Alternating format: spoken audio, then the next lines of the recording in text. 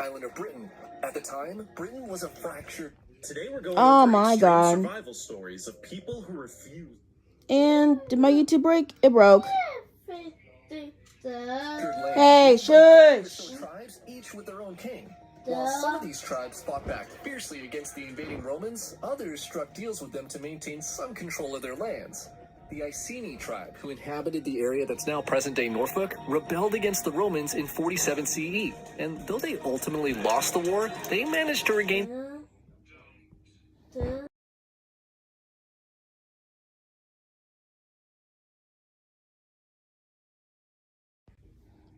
In some of their independence under the conditions they were to be ruled by a Roman-aligned king. This king, named Prasutagus, pledged his allegiance to the empire under the condition that following his death, his tribal lands would go to both his daughters and the Roman emperor. The Romans agreed to terms, and he was granted the freedom to rule his people as he saw fit.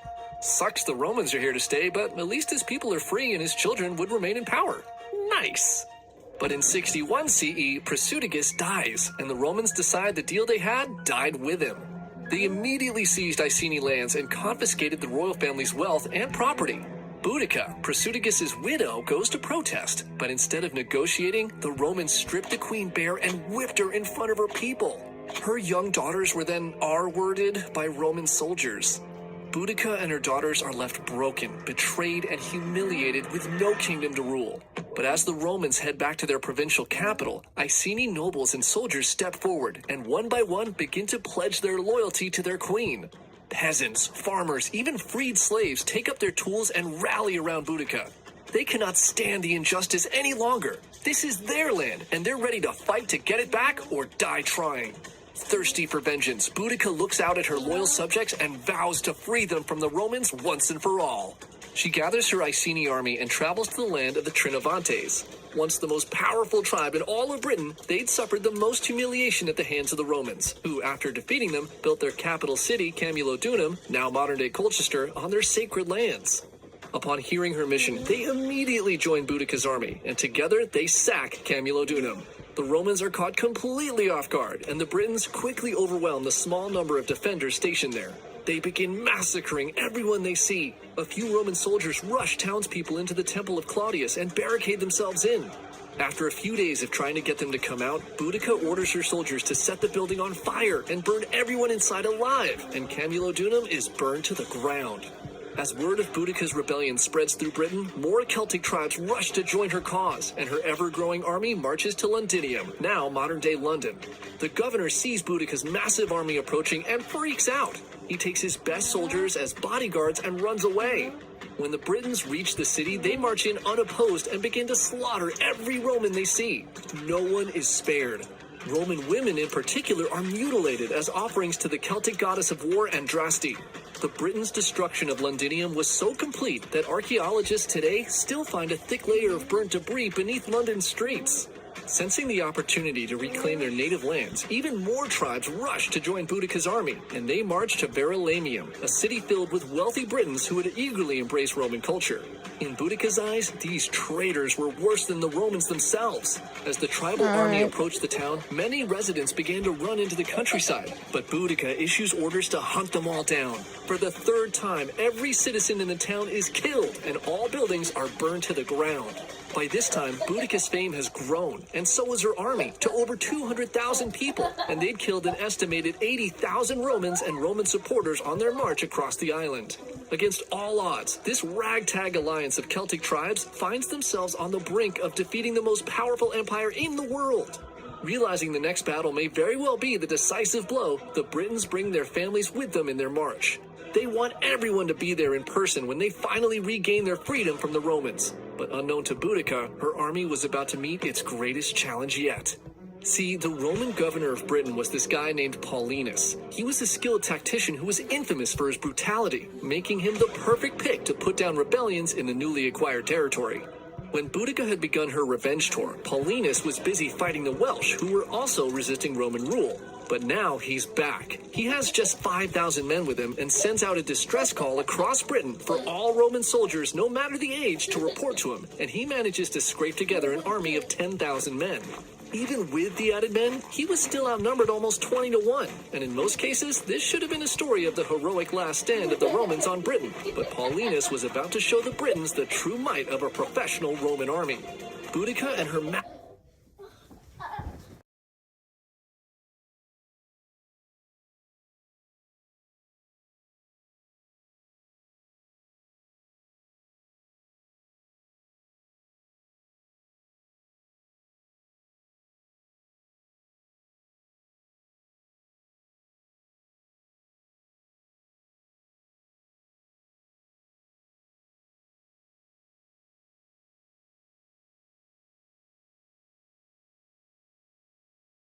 a legendary general to reclaim his territory.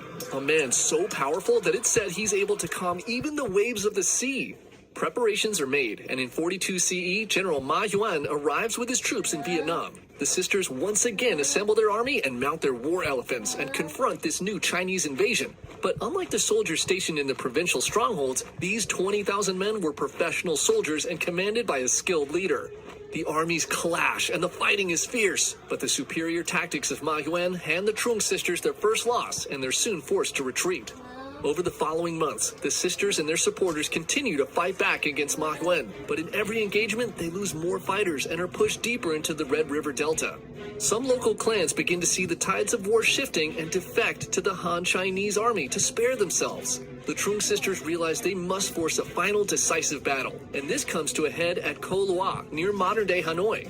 The sisters again lead the charge, and their army fights bravely. But by this time, they are outmatched and now horribly outnumbered. The Han soldiers are merciless, and soon the sisters realize all hope is lost. They walk into a nearby river and are swept away by the rapids. They choose to drown rather than be captured by the Han. Ma Yuan goes on to crush the remaining Lac Viet resistance forces, and slowly over time, the native culture was replaced by Chinese and Confucian ideals. But despite Chinese rule, the story of the Trung sisters lived on and inspired women in future generations to take up arms against the Chinese. Shrines and altars dedicated to the sisters and their bravery begin to appear throughout the country, and when the Vietnamese finally regained their independence from the Chinese in 938, offerings were made to statues of the Trung sisters across the nation. Even today in modern times, the Trung sisters are celebrated as national heroes who embodied the Vietnamese spirit and identity. Number 3, Cheng Yi Sao. Okay, this last story, unlike the other two, is much more modern, which to me actually makes it even crazier. In 1801, a man named Chung Yi had become one of the most powerful pirates in the South China Seas. After a long week of looting merchant ships, he makes a stop at a floating flower ship near Canton, and upon entering sees the most beautiful woman he had ever seen, working at this fine establishment. Being a pirate and all, he kidnaps her and takes her back to his ship. He tells this woman that she'll be marrying him now, and surprisingly, she shows that she isn't just beautiful, she's also smart and has dreams and ambitions of her own. She agrees to marry him under one condition. Cheng Yi will make her co-captain and they'll control this powerful pirate confederacy together. Cheng Yi is like, say less. And so this woman, now known as Cheng Yi Sao, literally Cheng Yi's wife, begins managing the finances for the pirate crew and begins to help Cheng Yi with strategy and decision-making. A true pirate power couple. Now, unsurprisingly, being married to a pirate wasn't all sunshine and rainbows, as one day Cheng Yi brings home the 15-year-old son of a fisherman he just robbed. You see, Cheng Yi kind of played for both teams, if you know what I mean, and he thought this boy, whose name was Shang Bao, was also super hot. So he quote-unquote adopts him, and they begin to have a romantic relationship. And he begins to train him in all of his pirate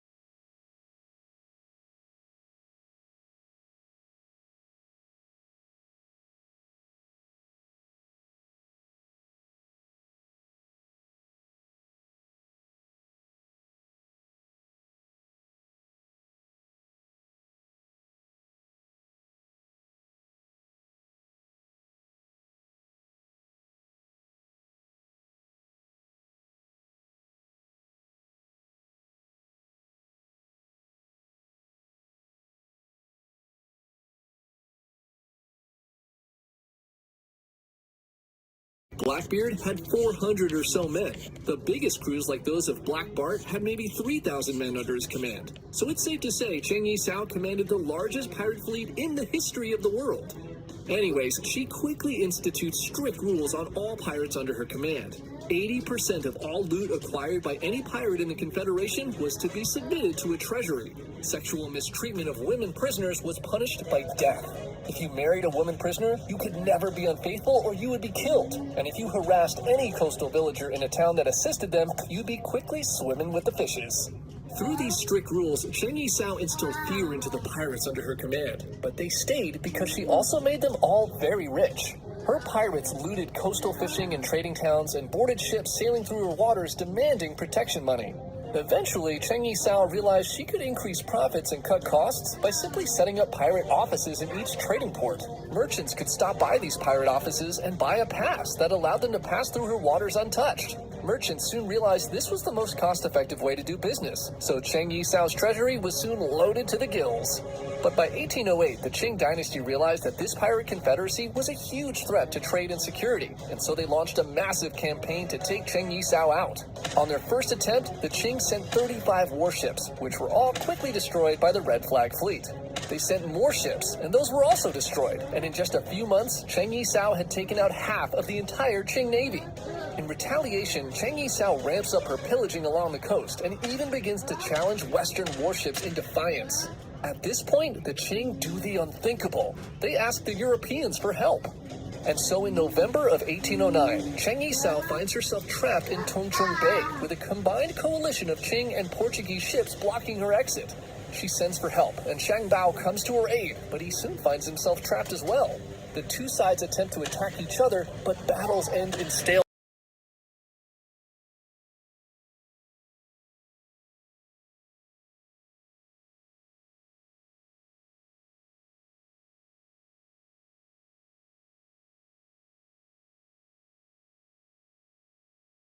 Suddenly, the winds shift, and two of the fire ships begin floating back towards the blockade, and they end up setting two of the Chinese Navy ships on fire. Cheng Yi-sao and Zhang Bao take this opportunity and sail out of the bay, losing no ships and just a handful of men. At this point, Cheng Yi-sao realized that she may have hit her peak as a pirate. She now faced pressure not only from the Qing, but also from the increasing European presence in the area. Everything she had worked to acquire may soon be taken away, and she and her men may soon find themselves at the bottom of the ocean if things didn't change.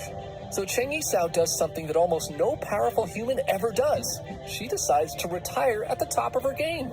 On April 17, 1810, she personally walks into the Governor General's office in Canton, leading 17 women and children, and demanded negotiations. She'll surrender most of her ships and weapons in exchange for a full pardon for her and her men, and Zhang Bao, now her second husband, would be made an officer in the Qing Navy. Oh, and she has to also be able to keep all the money she made as a pirate.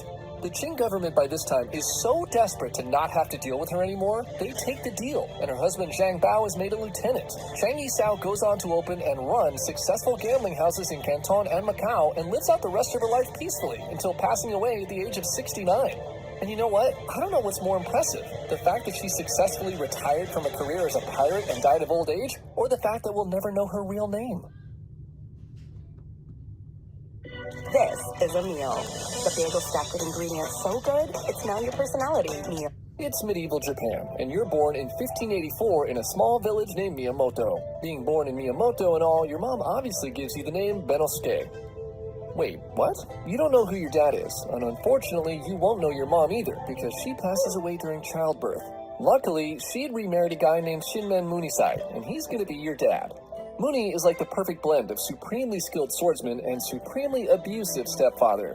You don't really like him, and you get into a ton of fights with him until he kicks you out of the house when you're 6. You go to live with your uncle, who's pretty chill, because he's a Buddhist. So you live with your uncle for a few years, and you're 12 now, and one day you're walking around the town and you see a poster that catches your eye. It's an open challenge for a sword duel from a guy named Arima Kihei. He's looking to test his skill against anyone who's brave enough to face him. You grab a long stick, find him, and tell him you're down to duel, and he accepts. The duel begins, and Arima draws his blade. You circle him with your stick, and he charges at you. You swing your stick with all your might, and you knock his sword to the ground. He looks at you with a mixture of confusion and fear in his eyes, and on instinct, you quickly strike his head and he collapses to the ground. You just won your first duel! Hooray! Oh, wait, he's still alive.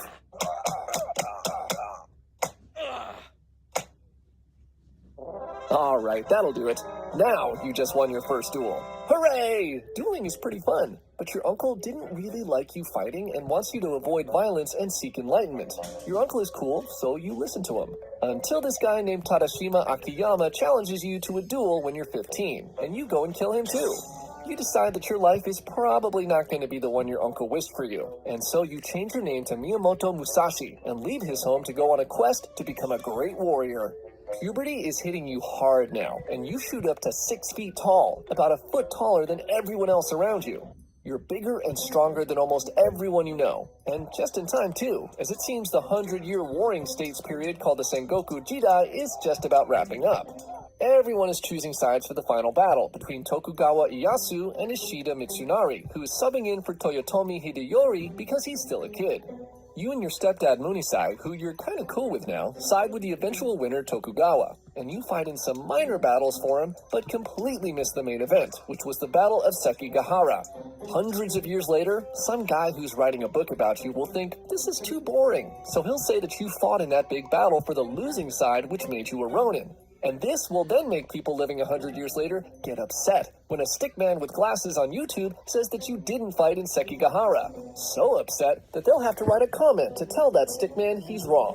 So you managed to survive the end of the Sengoku Jidai, but you still want to fight people. So you begin wandering the country again looking for opponents. As you're wandering, you remember that your stepdad Munisai had kind of become famous by beating the headmaster of a legendary fencing school in Kyoto. So you decide to travel there and challenge them as well. You're 20 now and arrive in Kyoto in 1604. You find the school, which was run by the Yoshioka family, and you challenge the headmaster to a duel. The head of the school is this guy Yoshioka Sejuro, and he remembers your stepdad beating their headmaster and wants revenge. He agrees to a duel with wooden swords and gives you the time and place to meet.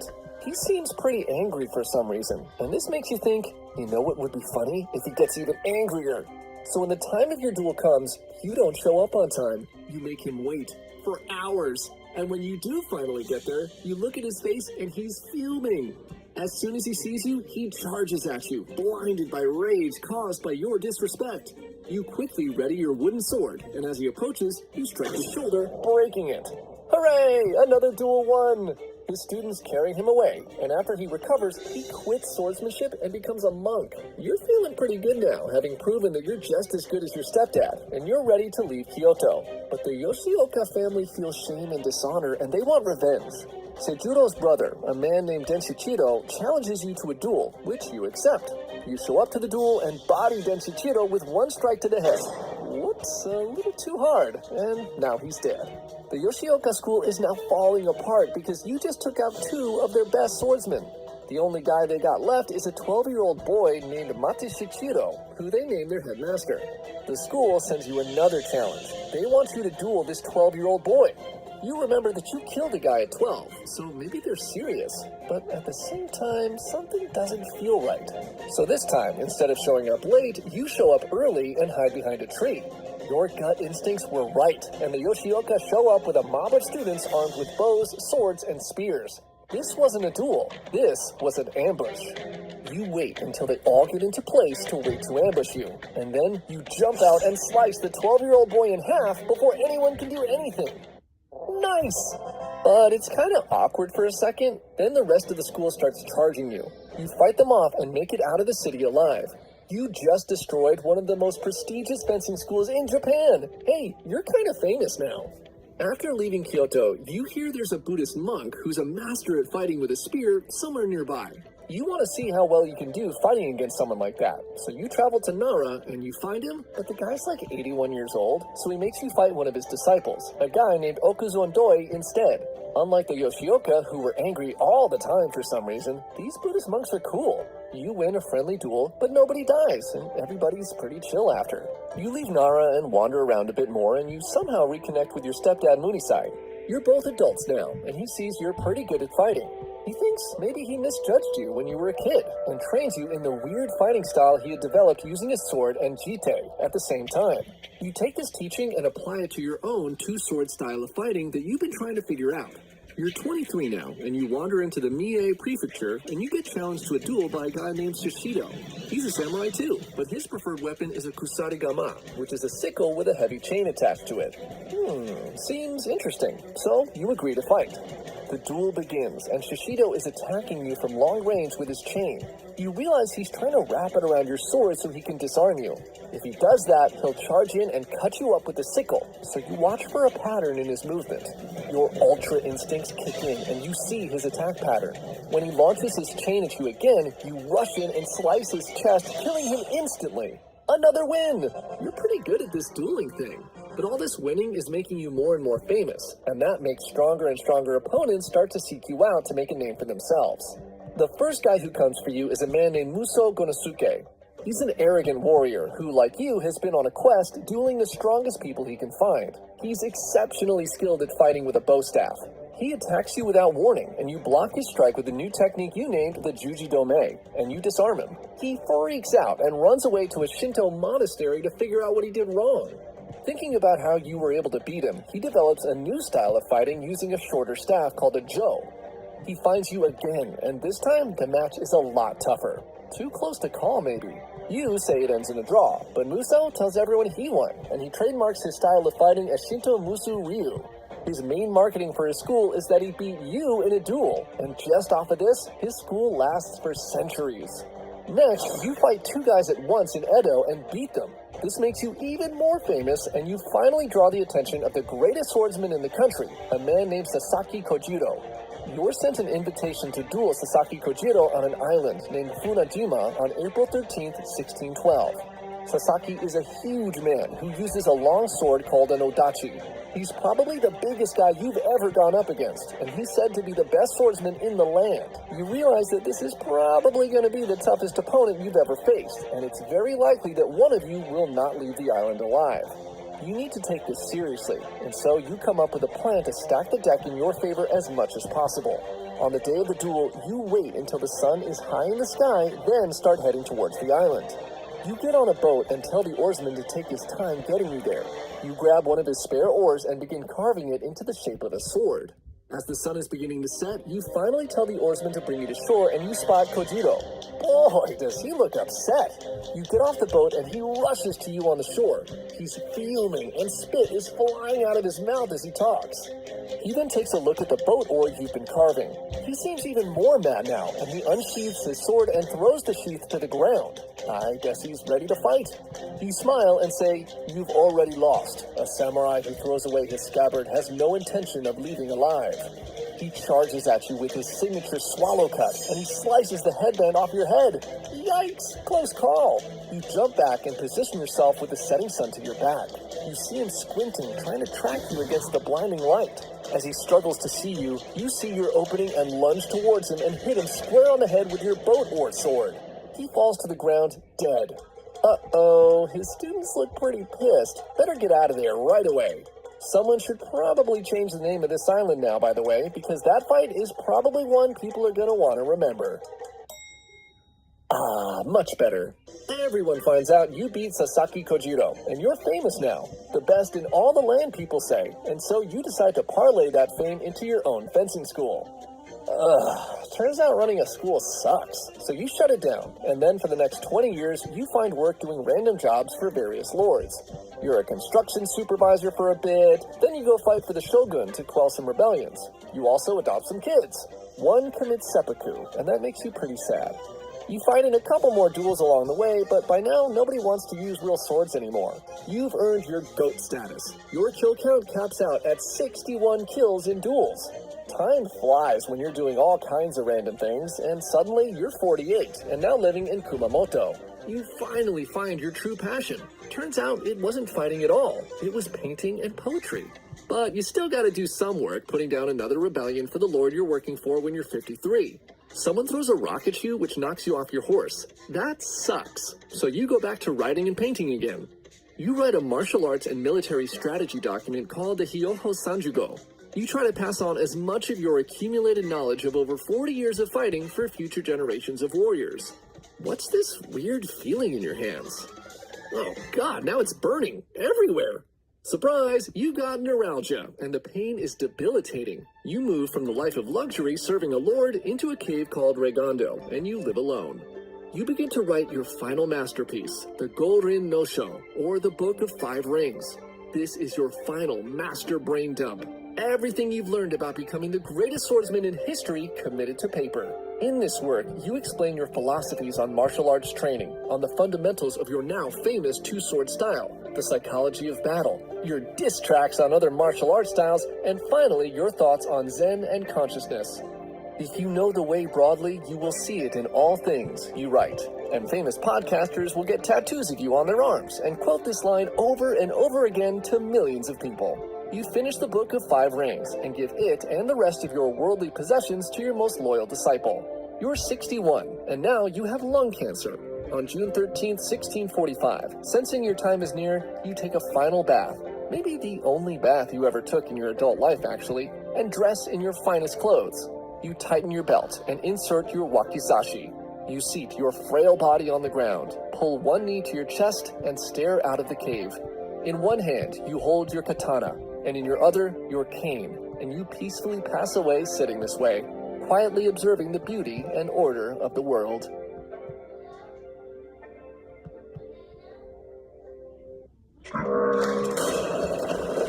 Most teenagers order candy from an app. Well, most teenagers. This video is brought to you by World of Warships. Today, we're going over some of the most extreme stories of betrayal from human history. Number 1, Ricimer. Okay, we're kicking things off with a betrayal so extreme that it caused the actual fall of Rome. It's the 5th century AD, and the once mighty Rome has seen better days. Collapsing in on its own immense size, the Roman Empire split into two separate empires in 395 CE. The Eastern Empire, later known as the Byzantine Empire, seemed to take the breakup well and thrived for another 1,000 years or so. Yeah, it's while been the a while. Western Roman Empire, they were struggling to keep it together.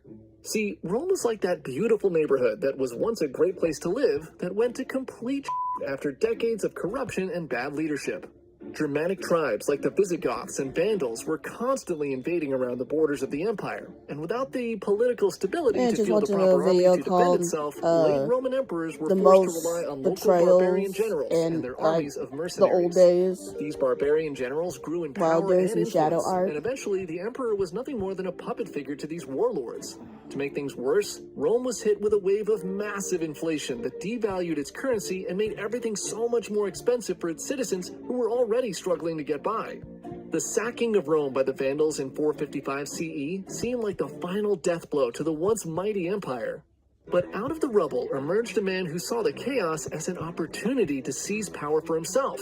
This man was named Ricimer, and he was going to do it all with the help of his best friend, Majorian. But before we get into how this betrayal all goes down, let's take some time to learn about the sponsor of today's video, World of Warships. No.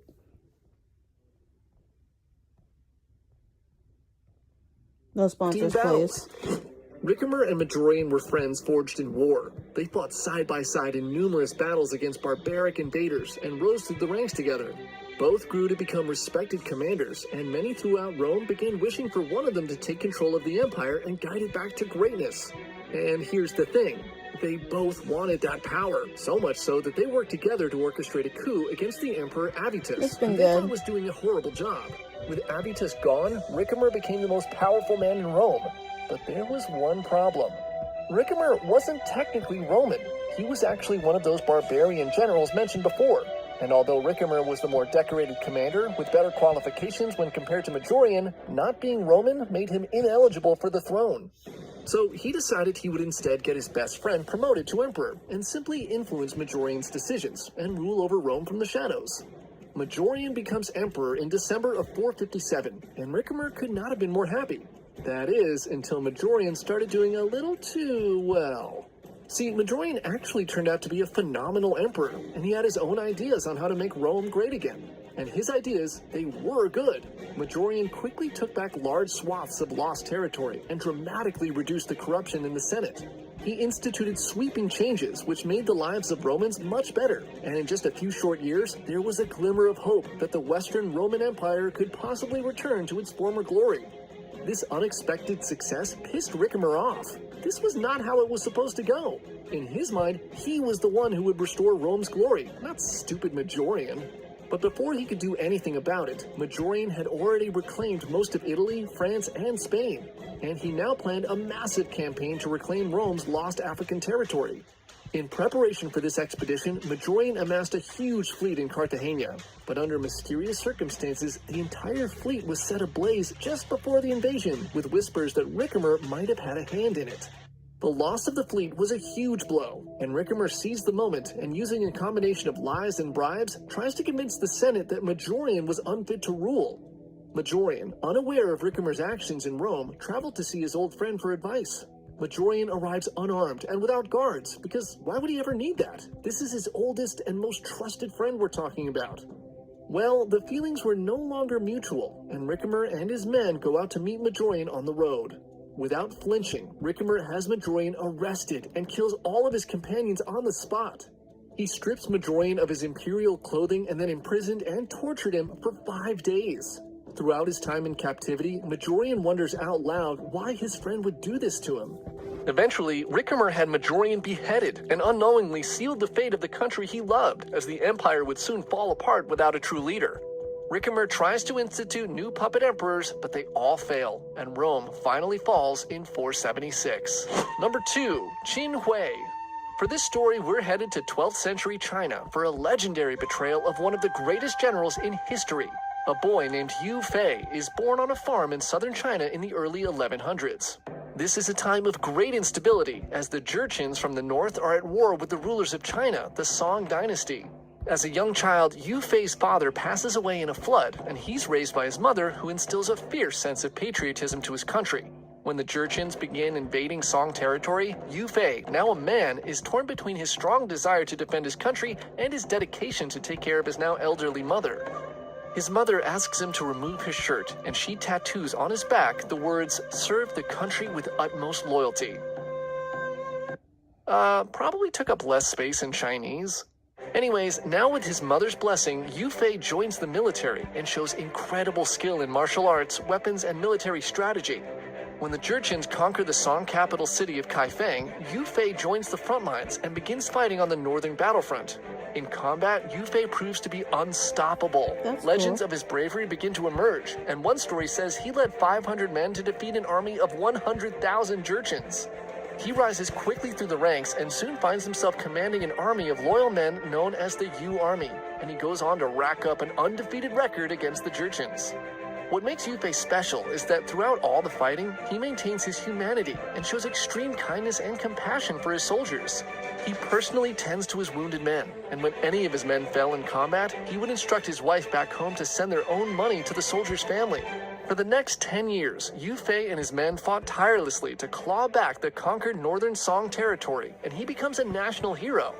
By 1140, he's within striking distance of the fallen capital city of Kaifeng. His dream of unifying China is now within reach. But if there's one guarantee in life, it's that success often breeds jealousy in others. As Yu Fei prepares for the final advance on Kaifeng, he receives orders to return home. See, the problem for Yu Fei is the former emperor of the northern Song dynasty was still alive and being held captive by the Jurchens. If Yu Fei was able to win and retake the city, this most likely would free the former emperor, and that would cause all kinds of problems for the current ruling class of the southern Song dynasty. Who would be the rightful ruler of the land? What would happen to those in power now? These were questions the officials close to the current emperor didn't want to have answered. A man named Qin Hui, a close advisor to this emperor, saw Yu Fei's growing influence as a huge threat. He convinces the emperor to make peace with the Jurchens, and just as Yu Fei is about to storm the city, the Song sue for peace and say they'll pay a tribute to the Jurchens. Yu Fei is furious upon hearing this news, but he begrudgingly follows his orders and returns south. All the land he had fought to regain is quickly recaptured by the Jurchens, and he can do nothing but watch. The fighting and the deaths of his men over the last 10 years were all for nothing. When Yu Fei returns to the capital, Qin Hui convinces the court to imprison him for conspiring against the emperor. He's thrown into a dark cell and subjected to months of torture in an attempt to force a confession. But Yu refuses to admit to crimes he never committed. Yu Fei eventually dies in prison at the age of 39. Some report that Qin Hui had him poisoned in his cell. Decades later, the truth of Qin Hui's involvement in Yu Fei's death was revealed, and statues of Qin Hui and his wife in a kneeling position were erected in front of Yu Fei's tomb as a symbol of their wrongdoing. For centuries, these statues attracted people from all across China who would come to pee and spit on the man who killed the greatest general China had ever seen. Number 3. Akechi Mitsuhide. We couldn't do a video on betrayals and backstabbing without doing at least one story from the Sengoku period in Japan. The Sengoku Jidai was a nearly 150-year civil war that took place in 15th and 16th century Japan, where regional warlords called daimyo fought to become the great unifier of the country. In this chaos, a minor daimyo from the Owari province named Oda Nobunaga began his rise to power using erratic and unconventional tactics, which quickly proved effective on the battlefield. Now, the thing about Oda that you should know is that he wasn't like most other lords. He dressed flamboyantly and was often seen with messy, undone hair. His behavior was fairly crude compared to most daimyo. He would make fun of his men and was known to have an irrationally quick temper. For example, he once had a retainer killed on the spot when he showed up late to an important meeting. Keep all of this in mind because this is probably what gets him killed later. Anyways, this weirdness also seemed to help Oda in war, and after winning a string of decisive battles against more powerful daimyo, he began to attract powerful allies and retainers. Many began to believe he was destined to be the one to reunify Japan. Nobunaga had many trusted generals and retainers, but the two we'll be focusing on for this story are Hideyoshi Toyotomi and a man named Akechi Mitsuhide. Toyotomi was a young military genius, while Mitsuhide specialized in diplomatic relations and governance. Oda trusted and relied on Akechi to help him govern his lands and quell rebellions, and while he was very loyal in return, he was sort of the odd one of the bunch. For starters, he was much older than many of the other retainers. He was even older than Oda himself. This, combined with the fact he was more educated than Oda, all made it hard for him to handle the disrespect that Nobunaga was known for. For example, in one story, Oda grabbed Akechi around the neck and said, "I'm going to make your head into a drum," and then proceeded to bop Akechi's head with a fan while singing a song making everyone in the room burst into laughter. But perhaps the biggest insult was the time Oda got Akechi's mother killed. In 1579, Akechi was ordered to capture Yakami Castle after the Lord Hatano Hideharu rebelled against Oda. As part of a peace agreement he negotiated, Akechi gave his mother to Hatano's men as a hostage in exchange for Hatano turning himself in with dignity. Hatano accepted the deal, and the exchange was made. Akechi's mother would stay with Hatano's men as insurance, and Hatano would travel with Akechi to see Oda to apologize. When Hatano arrives to meet with Nobunaga, he has him executed on the spot. Word of Hatano's death traveled quickly to Yakami Castle, and his men quickly kill Akechi's mother in retaliation. Now, whether or not these things were the actual reason for betrayal, we'll never know. But Akechi secretly begins to plot against Oda, and this all comes to a head in 1582. By this time, Oda has all but conquered Honshu, the main island of Japan. The last few unconquered domains are weak and will soon surrender, and Nobunaga has all of his best generals out in the field ready to crush them. He orders Akechi to take his army of around 13,000 men to support Hideyoshi against one of these last holdouts, the Mori clan. Nobunaga himself goes to Honnoji Temple to relax and prepare to join Akechi and Hideyoshi in the final glorious battle against the Mori. Honnoji is deep within Nobunaga's territory, in Kyoto, and because of this, he doesn't feel the need for much protection. He enters the temple for his stay with virtually no guards.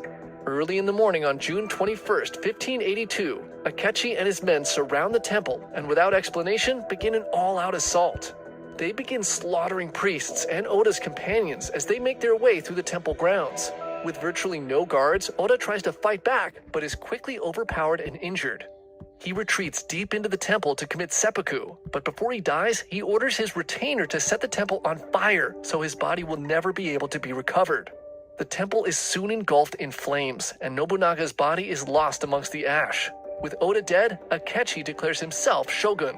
When word of Nobunaga's death reaches Hideyoshi, he quickly makes peace with the Mori clan and heads back to find Akechi to avenge his master.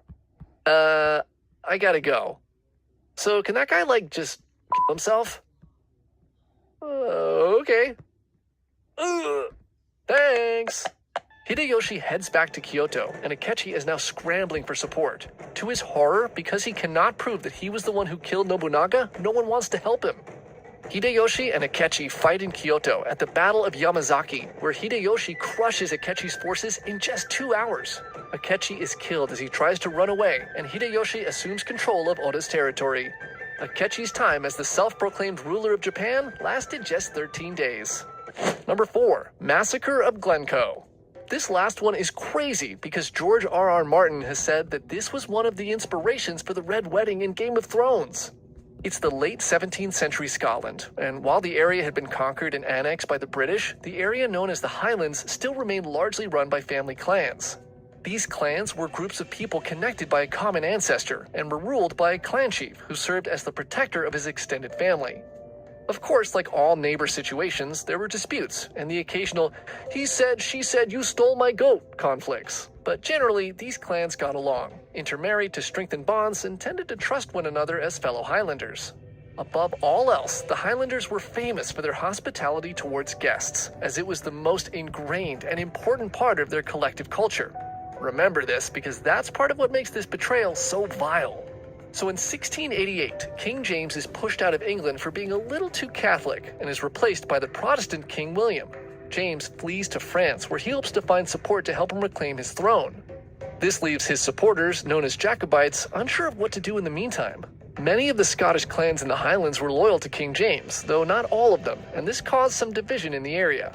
A Scotsman named John Dalrymple supported William during the Golden Revolution and is rewarded by being promoted to Secretary of State for Scotland, giving him authority over the land. Dalrymple does not like the Highlanders, and he knows the clans in the Highlands don't really like their new king, so he comes up with a plan to buy their loyalty. He offers the clans £12,000, a sum worth about $2.5 million today, to pledge their loyalty to their new king. This doesn't go as he planned, as the clans begin fighting over how the money should be split. The Campbells and the MacDonalds of Glencoe in particular get into it because they have a history of cattle theft against each other and think the other family shouldn't receive any of the money. Dalrymple decides that the bribe isn't really working out, so he instead issues an ultimatum in August.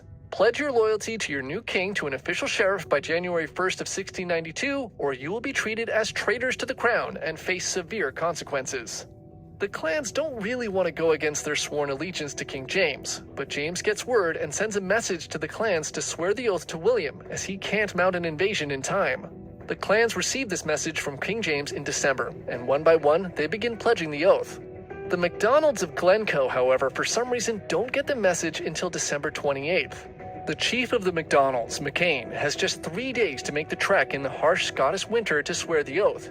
He makes it to a nearby fort on December 30th, hoping someone there could administer the oath, but the governor's station there says he was not authorized to do so. The governor writes a letter explaining the situation and directs McCain to bring the letter to Sir Colin Campbell in Inverary. McCain does his best to get there in time but doesn't make the deadline. Campbell administers the oath on January 6, 1692, 7 days late. McCain returns home thinking that he and his clan are okay because, yeah, he was late, but he got the excuse note from that governor. Plus, other clans were late too, so he figured everything was good. But things were not all good. Dalrymple hears that the MacDonalds were late with their oath and decides to make an example of them. He orders Captain Robert Campbell, of the Campbell clan the MacDonalds had a long-standing cow theft feud with, to bring 120 soldiers to the MacDonalds' home with orders for free quarter. Free quarter was the practice of offering soldiers food and shelter as a form of taxes, so McCain and the rest of the MacDonalds didn't think much of it when these soldiers arrived at their doorstep. Even though Robert Campbell was from that annoying Campbell clan, his niece was married to one of McCain's sons, so they were like extended family. The MacDonalds welcome in Campbell and his soldiers and treat them to exceptional Highlander hospitality. For 2 weeks, Campbell and his men are wined and dined and given the best sleeping accommodations the MacDonalds had to offer. Everything seemed fine. Until the morning of February 13, 1692. McCain is awoken at 5 a.m. by his servant saying the soldiers were stirring. He tells his servant to bring the soldiers some drinks and begins to get dressed so he can send off his guests.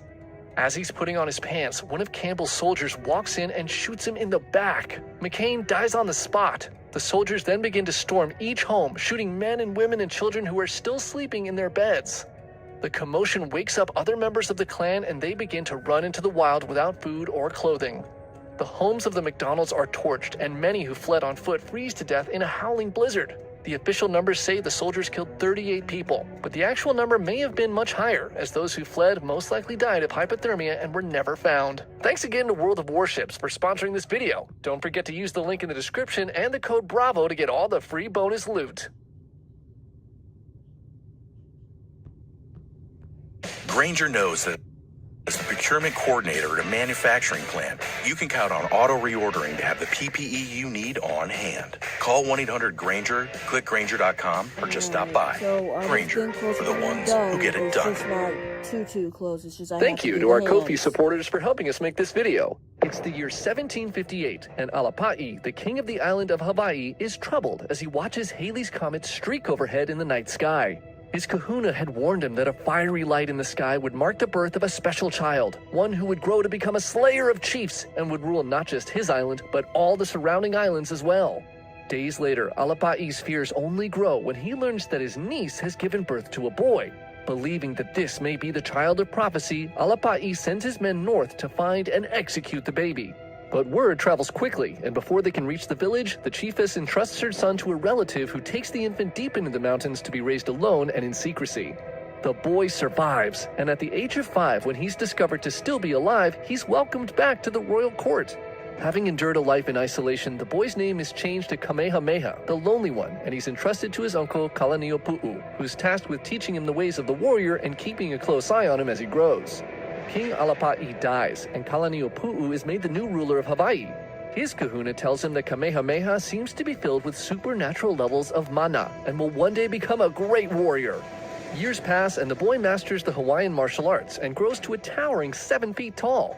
At the age of 14, he lifts the legendary Naha Stone, which is said to grant the mana needed to conquer all the islands to the man who can move it.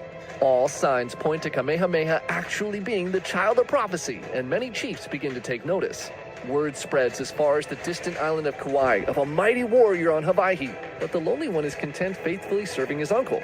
But everything changes when strange ships appear off the coast that will change the course of history on the island forever.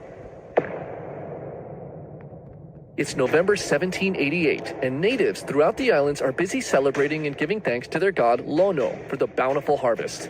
This sacred time of the year, known as Makahiki, was filled with feasts, hula, and games to thank the god and to prepare the islands for his long-awaited return. The villagers in Kalaniʻopuʻu's village are enjoying the festivities when suddenly in the distance they spot a strange canoe sailing towards them. They run to shore to get a better look, and they see that on the canoe is a giant cross draped with white cloth that's billowing in the wind. There is no mistake. This canoe matches descriptions that have been passed down through generations. At long last, Lono has finally returned. The strange canoe anchors in Kealakekua Bay, and renowned British explorer Captain James Cook and his men board a small boat and row towards the crowd that's quickly amassing on the beach. As they take their first steps onto shore, the Hawaiians fall to their knees before these strange visitors. Kalaniʻopuʻu welcomes Captain Cook with great humility, and for a month, the king treats them to lavish meals and showers them with gifts worthy of a god. Cook and his men gladly accept the islanders' hospitality, and when they've restocked their supplies, they thank their hosts and set sail to explore the northern Pacific. The Hawaiians rowed their canoes next to the ships, escorting them away from the island, and waved to the explorers as their ships disappeared over the horizon.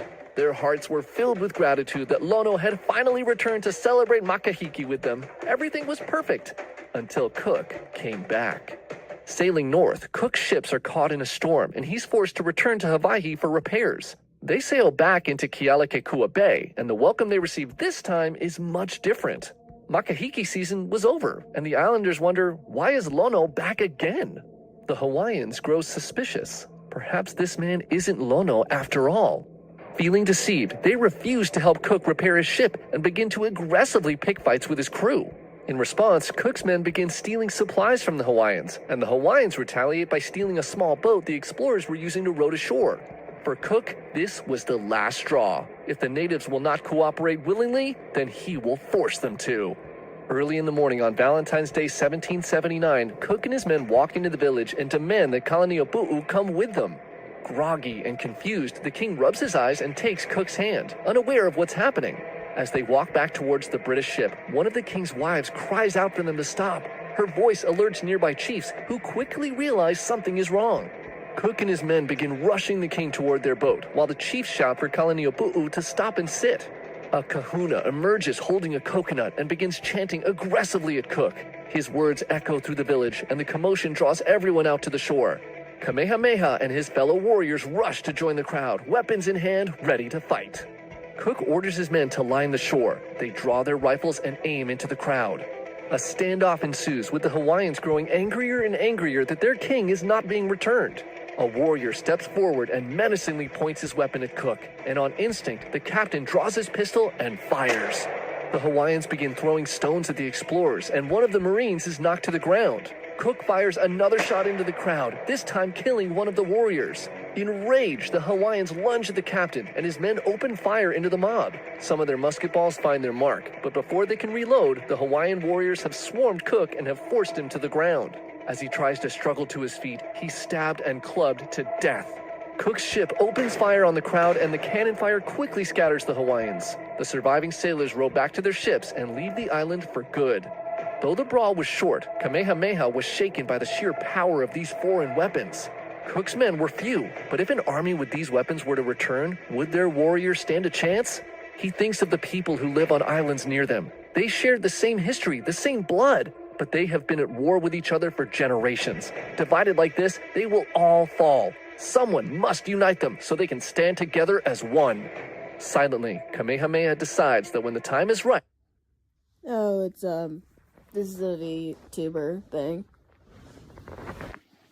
Whenever, I talk or the video's talking, the, character's mouth starts moving.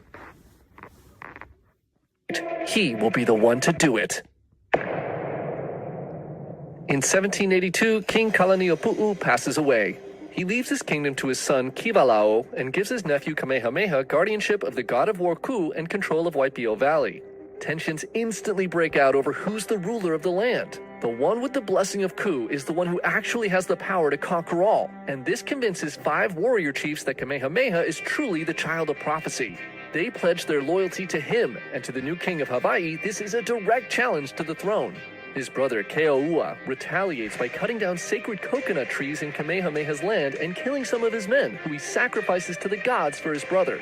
This act cannot go unpunished, so Kamehameha assembles his army and marches into Kivalao's land.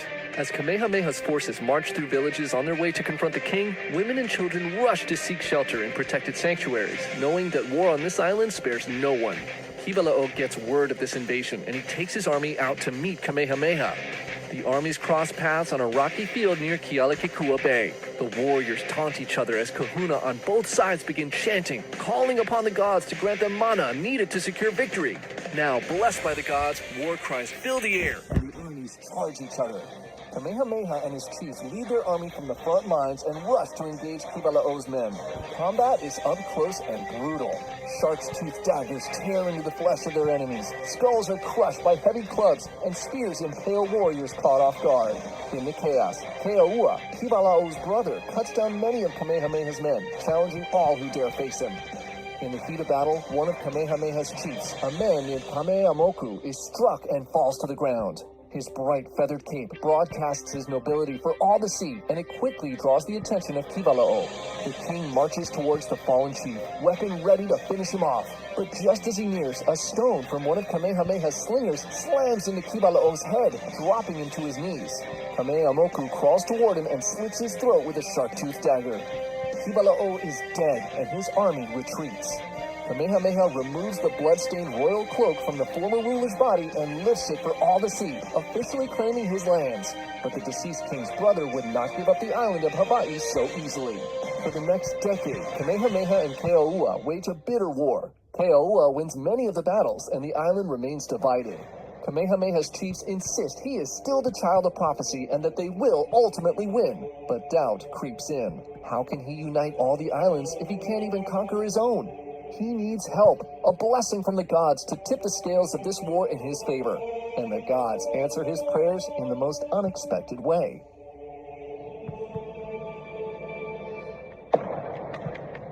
Cook's discovery of the Sandwich Isles had literally put Hawaii on the map, and by 1790, traders en route across the Pacific had begun making stops to resupply and do business.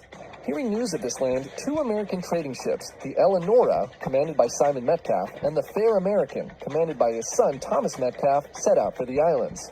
The larger ship, the Eleonora, is the first to arrive and drops anchor in Kawaihae Bay, an area governed by Kamehameha's loyal chief, Kamehamoku, the guy who slit the previous king's throat.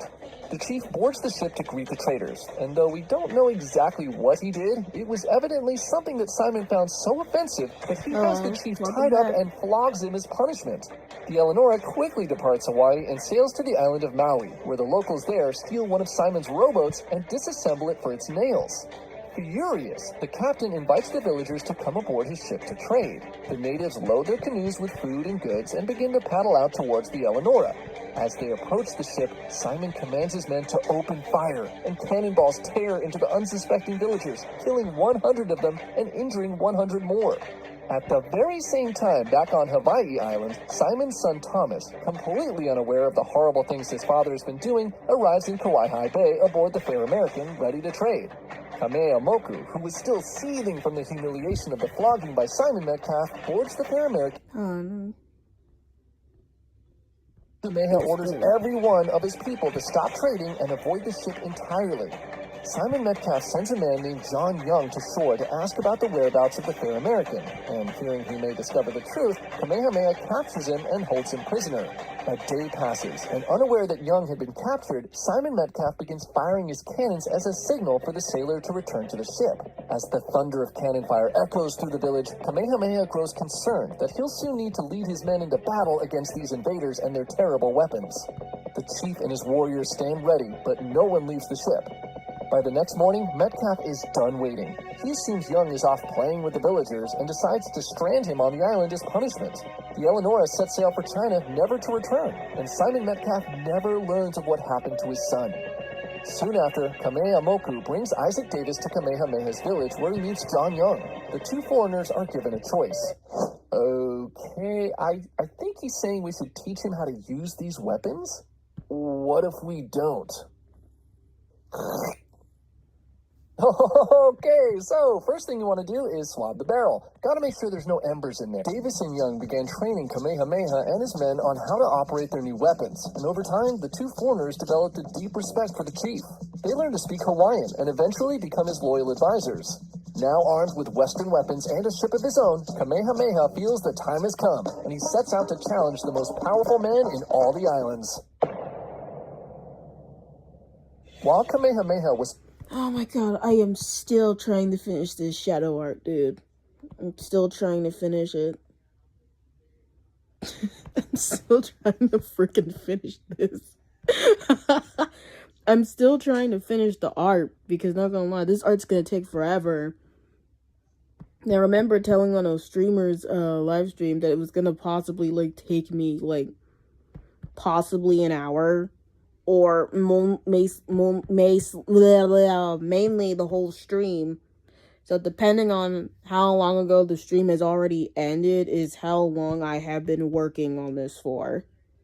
Because I'm pretty sure that the live stream's already over.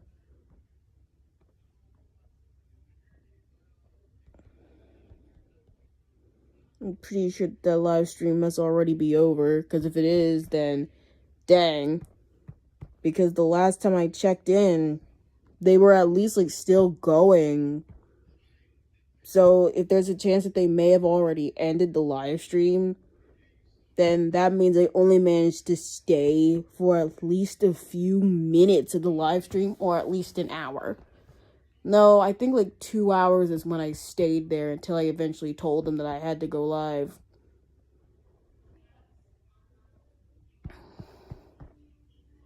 And because of that, I'm gonna check and see if they ended the live stream. No, they're still going. They're still going. They're still going. Remember, he did say it was supposed to be 3 to 4 hours. Because sometime or later he was gonna leave in order to go watch a Silent Hill movie with a friend of his.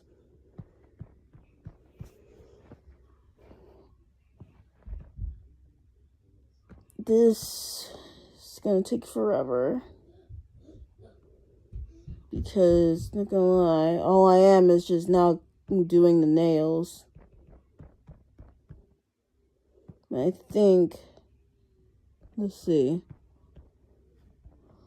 How long have I been on this for? I need to figure out how long I've been working on this project for. Because the last two projects, one took an hour and 25 minutes, the other took 2 hours and 4 minutes. If this one was 3 hours, I am deadpan shot. Because this did take me a few hours, and then eventually I had to use the bucket tool in order to at least, like, get the quills done faster.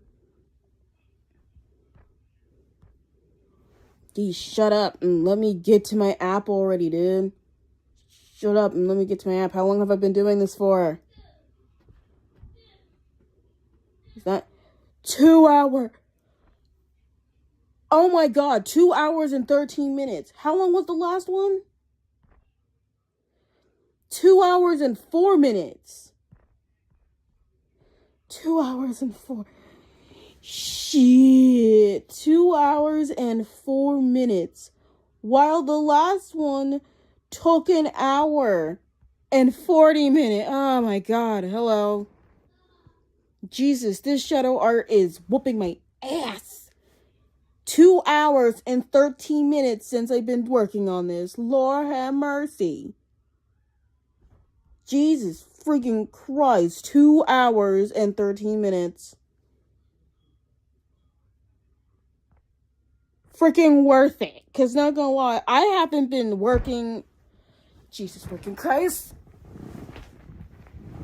From the first time I started doing a person's live stream to when I left in order to completely to start doing it.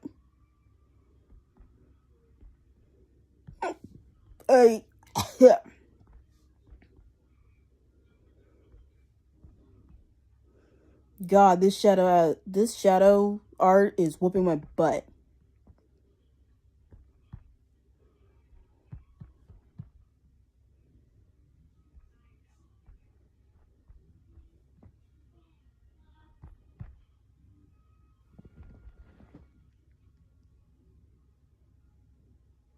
Oh, Knuckles is my favorite Sonic character because he mainly represents me being at least naive and being very, very hot-headed. I'm not looking at more shadow arts. I'm actually trying to finish the one I'm working on right now, and this one took 2 hours.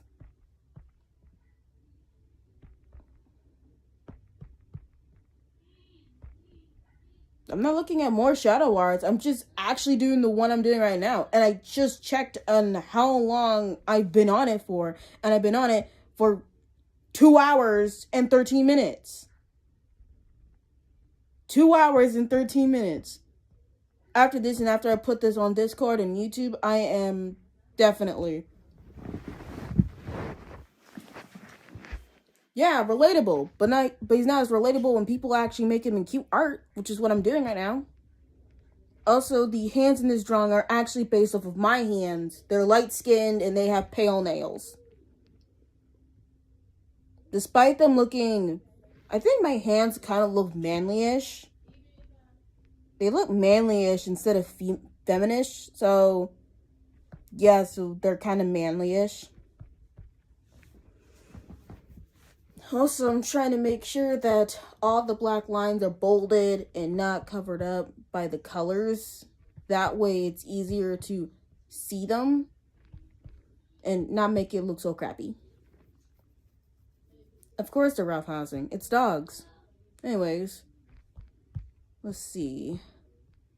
Yeah. Okay, I wish I can show what's happening, but I can't because this isn't, hold on. I could possibly airdrop this to my phone and then put it up onto the screen for you guys to see that it literally took me about 2 hours and 13 minutes and probably now longer since I'm now bolding up the colors. that I actually took a whole lot of time on actually drawing this. But I also got to make sure to put my mark to know that, hey, this is mine. No one's allowed to steal it.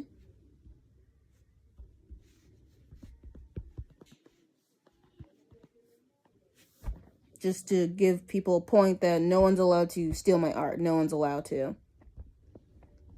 The fact that this took me 2 hours and 13 minutes. I must save the image how it is. And let's see. It is now 2 hours and 16 minutes. Well, I think you might need to hydrate your hands so that way they can possibly stop cracking. It could mean that they need to be hydrated. Oh my god, now that I look at this, I look at how long I actually took. 2 hours, 16 minutes, and 48 seconds is how long I took on this project. Lord have mercy. I took way too much time on that. The last one I did for my profile picture, it took 2 hours, 4 minutes, and 35 seconds. And if I remember, one of my Knuckles arts, which took an hour, took 1 hour, 40 minutes, and 32 seconds. Alright. That's my mama. That was my mama. Yeah, as I said, that took me an hour, and then I remember the Astros drawing. Hold on.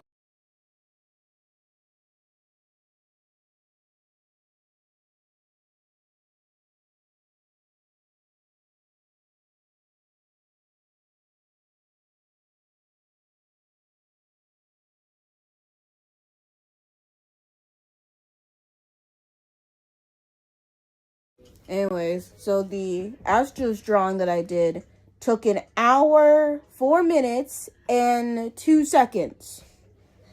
So,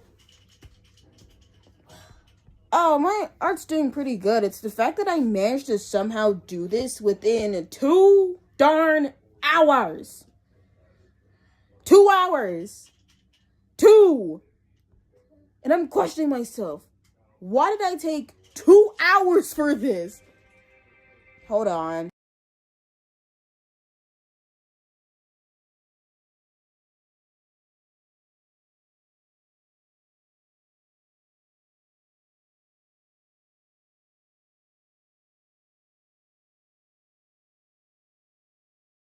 Alright.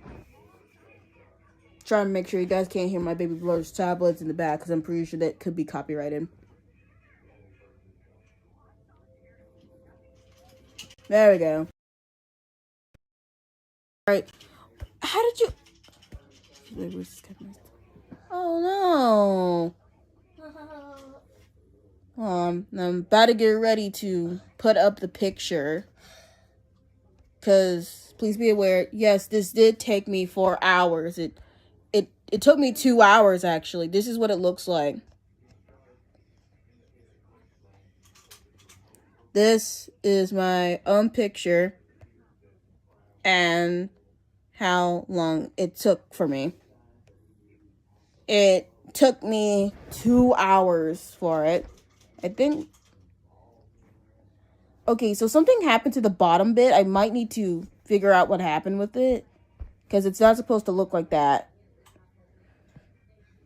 Hold on, something went wrong. Oh my god. This took 2 hours. Gee, was there a potential... Ah, I see it. See it, and I found it.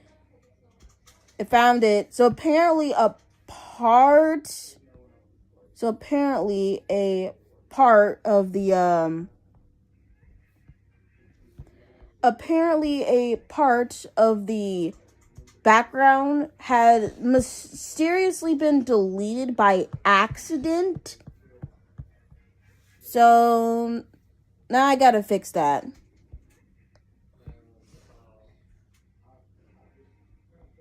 Now I gotta fix it, airdrop it to my phone again, because now this puts up extra minutes.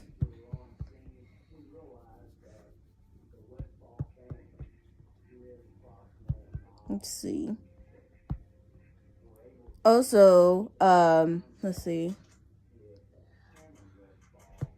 If I remember from, like, during school, like, 2 days ago, like, yesterday, Thursday, I had to take a U.S. history test. It took me 2 days, because the thing is that the first time I started taking the test, the issue was that I was kind of getting sidetracked due to me not taking my ADHD meds in the morning anymore. And due to the fact I can't use my medications anymore, it causes me to easily be sidetracked from things I'm not supposed to be sidetracked from. And then, during that day, my other sped teacher, she had to go to a meeting with another person. So she said that I can go into the, I think she is. I at least think she is. Because if she isn't, I don't know what to do, man. I can just might as well let her be her. I don't care. I can let her be her. She can have any glory as she can want. I can let her be her. Let's see. There we go. I might need to add, like, a few touches to the hands. Because now that I look at them, they kind of... I don't know why, but I just want to make them, like, shiny. Like, you know how sometimes light reflects from somewhere? Yeah, I'm thinking of that. Like, sometimes the light reflects from your nails.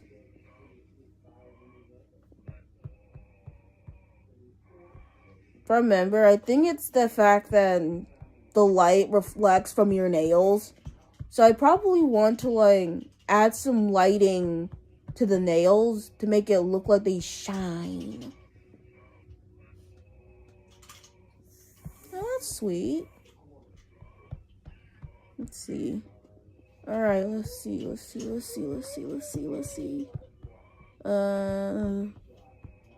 think this works. I'm gonna add, like, some few touches.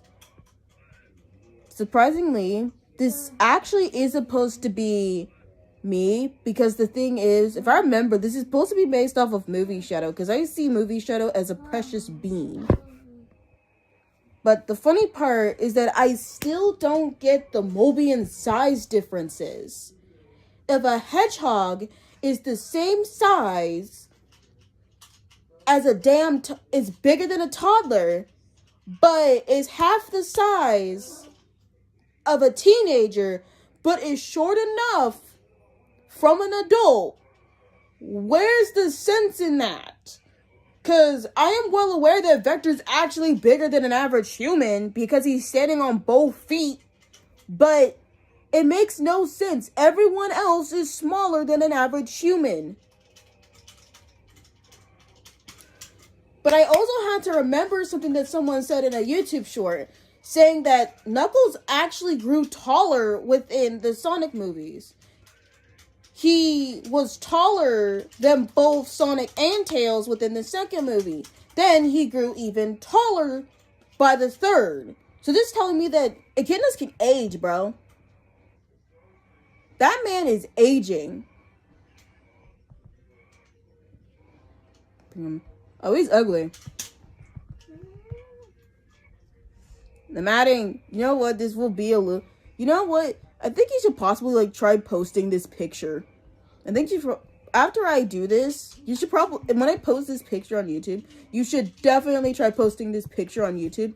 Because thing is, I'm gonna... This will definitely embarrass Shadow for real. It's just... Yeah, I think it's based on the fact that people did realize that Knuckles did grow at least taller than Sonic and Tails. Okay, I'm about to airdrop this one to my phone since I fixed it. And I added a little bit of blushy details. I added a bit of Added some blushy details. Hold on.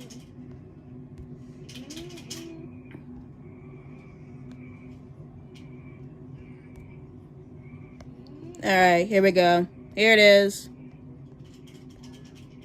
Decided to add some blushy details. I decided to add some blushy details because, thing was is that I wanted to add some blushing details to make it look like he's embarrassed with this. And I did add some shine to the nails. It's probably not seeable, but I added some shine to the nails.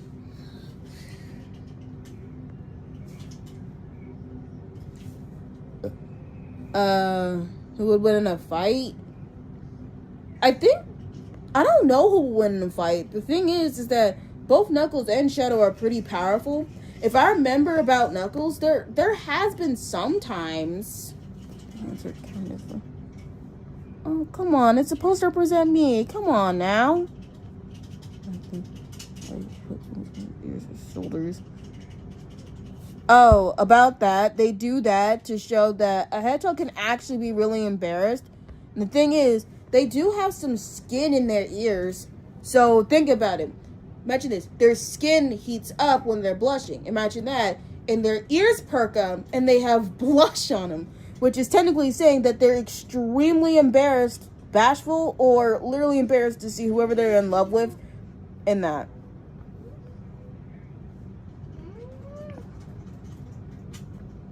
I'm gonna post it on YouTube.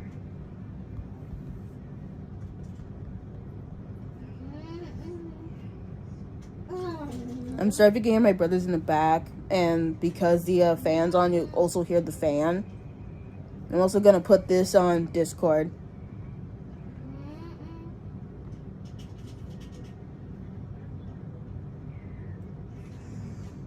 It's not a bad ship, actually.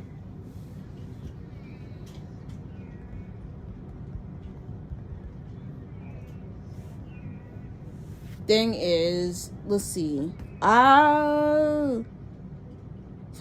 Shit. Alright, hold on. Let's see. I just realized I completely ignored the noodles that are sitting on my bed because I completely decided not to eat them, even though I got back from school hungry. Because the thing was is that the only thing that we had to eat. That's stupid. Who would hate on that ship? The ship is amazing. Who dare hate on that ship? How dare they? Okay, hold on, mute.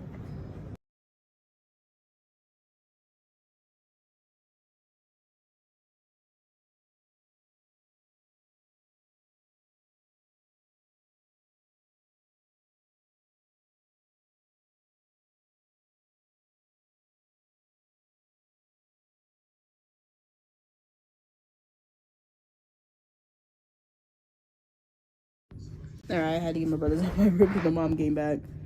Anyways. How dare they hit the ship? How dare they? Also, I did see that on a post from yesterday saying which song is the best for an intro. The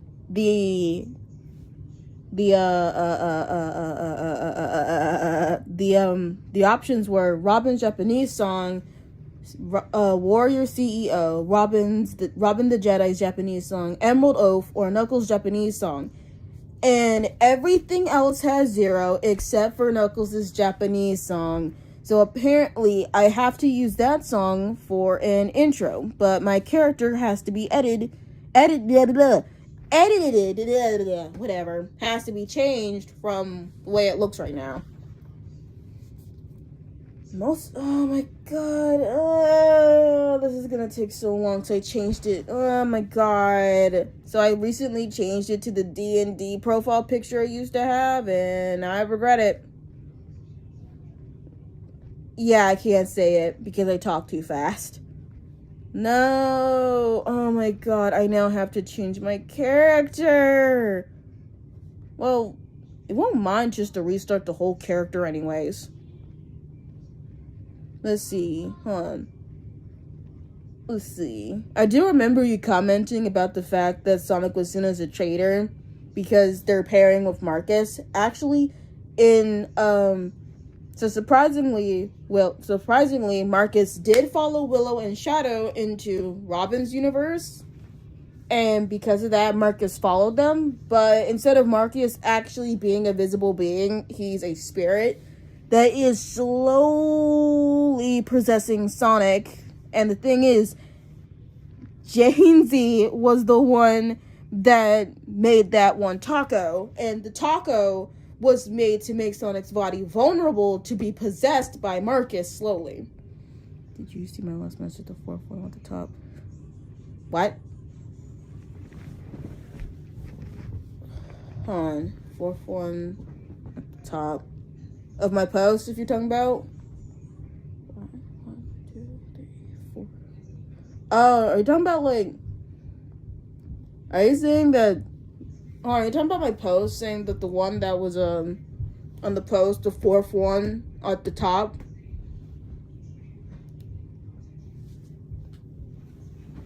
If you're talking about the post, then I will understand that. Or are you talking about video-wise?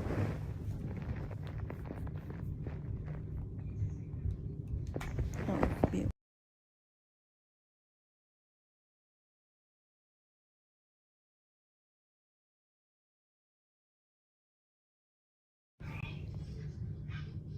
I still need to figure out, was you talking about, like, the post or the videos? Because I need to figure out what you're talking about. Let's see. I'm also planning on playing the video in the background. Because now I have to fully... Now being one pure Willow after the first fight. There'll be 2 videos to take in. What you think? That would be terrible. I would probably not watch them and be like, no, I can't. Damn, they're still alive after I've been gone? Shit. I've been gone for 2 hours. And they are still living the life of playing...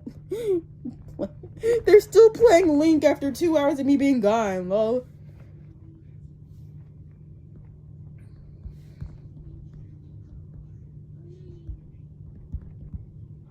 You know what? I'm not going to say anything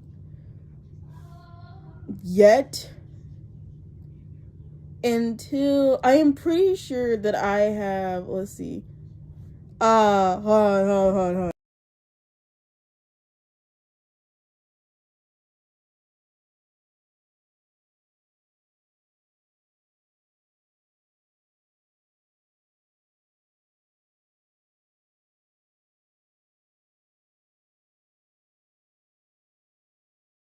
It disappears. I just had to disappear before it even plays.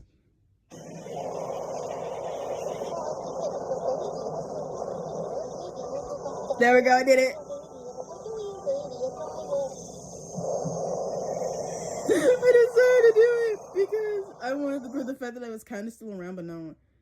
Shadow is a father. Oh, yeah, in her AU, Shadow is her father, or adoptive father, actually. I'm trying to figure out what to do. Let's see. I could play Guardian Tales and go back to where we left off from last stream. Because, not gonna lie, I think well, before I do that, I gotta recreate my character. I gotta recreate him. And then, eventually, then I'll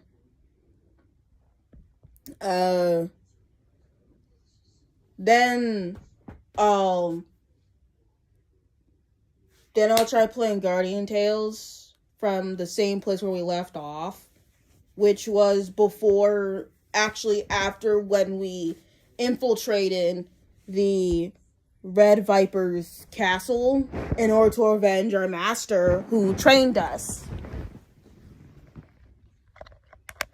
It's where we left off. But first, let's see. That's true. Thing is, to me, is that you know what was so fucking funny back then? Is that I used to use character AI, and with the Knuckles AI, the thing is, I made him a father figure, dude. I made him a father figure, and now I want to completely change his personality to how I picture it in my own mind. But also change his looks of how I actually see him in my own thoughts.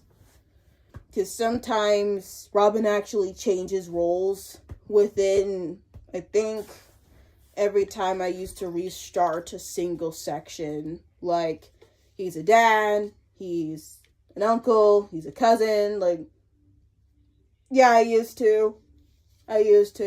And I always changed it, like, either to a child or, if I remember properly, I think I probably want to remember how Knuckles actually did first meet Robin back then when I was a kid.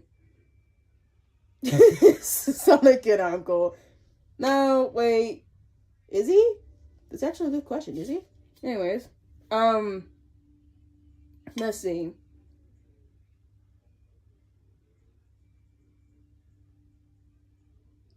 That's true. That is very, very true. Anyways, so if I remember, my role with the Knuckles bot in Character Eye always changed from being an adoptive child to niece to cousin to a random. Please don't get YouTube. Please don't take this down. To a. You know what? I'll just say it. To a slave who was bound to get sold somewhere else. And then there was her being an experiment. She had changed roles 5 times within that. And changed genders only twice. Or, well, because Robin's technically a boy name instead of a girl name, her main gender within the entire time was a boy. I had no choice in the matter. I did choose gender. It's just that I had to choose how the story's supposedly supposed to play out.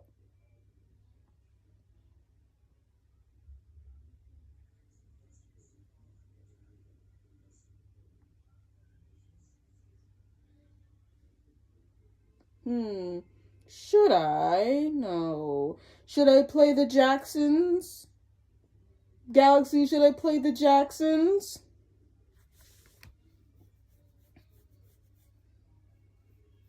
Should I play the Jacksons? I know you like the Jacksons. Or should I find another YouTuber to listen to?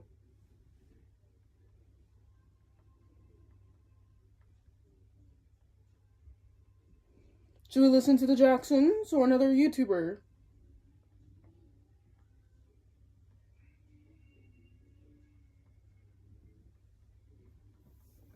Totally not me looking through my watched videos to figure out what the hell to look for.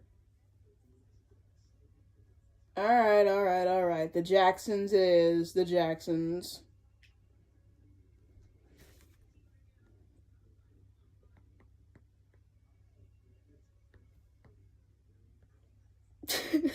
Calm down, Galaxy. I'm gonna play the Jacksons. Don't worry. Don't worry. There's actually a full playlist from season 1 to season 8, I think.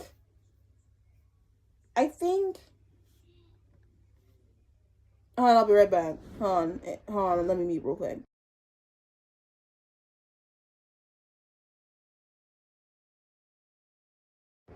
Alrighty, let's see. There's actually 8 seasons. There is 8 seasons. There's season 1, season 2, season 3, season 4, season 5, season 6, season 7, and season 8. Which one do we start with? Do we start with season 8? Do we start with season 1? Or do we start... Oh, that's cute. I remember that I used to watch... This is actually sad that he kind of quit, that he quit. But I used to watch SMG4 when I was a kid. I used to, but then eventually I just forgot about him, and then I went back. There's 8 seasons. There's 8 seasons. So while I'm making my character, you guys actually get to listen to...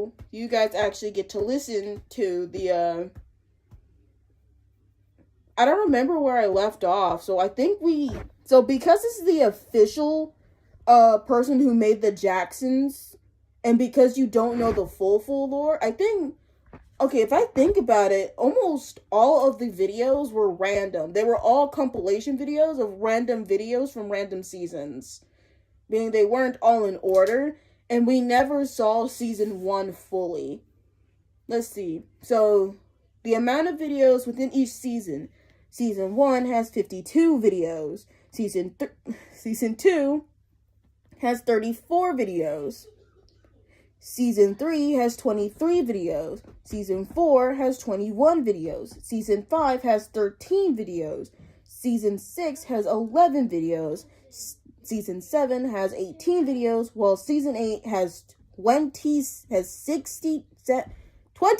videos. I almost said backwards, but it's 26. It's 26 videos. So the one that has the most videos is... Oh, that's cute. Okay, so we're gonna start with Season 1. We're all gonna start with Season 1. Yay! Make sure you have food on hand, because I don't, and I'm actually making a character. So, in 3, 2, 1, let's start. Oh, wait. Oh, God, they're all shorts. They're all shorts. No, they're all shorts. Okay, no, we gotta go with Season 2, because they're all shorts. Because Season 1 is all shorts, and the shorts can actually replay. So, we might actually have to start with Season 2. No, we might have to actually start with Season 2. Because Season 1 is nothing but shorts. All 52 are nothing but shorts. So, we might, you know what, we can do the Season 1 later after we do, well, I might want to check and see. Okay, so I want to also check Season 8. Oh my God, are you telling me that from Season 2 to Season 8, they are all nothing but videos, while the Season 1 is nothing but shorts? Oh, that's depressing and sad. Alright, well, guess we gotta start with this one. Alright, 3, 2, wait. Let's see. Alright, I found videos from Season 2. Let's start. Let's go. Is it the hot flashes again, Mama? Go get the door. Whoa. You said I don't pay any bills in this house, so the door is not mine to get. Do you love your neck? Because I will break it.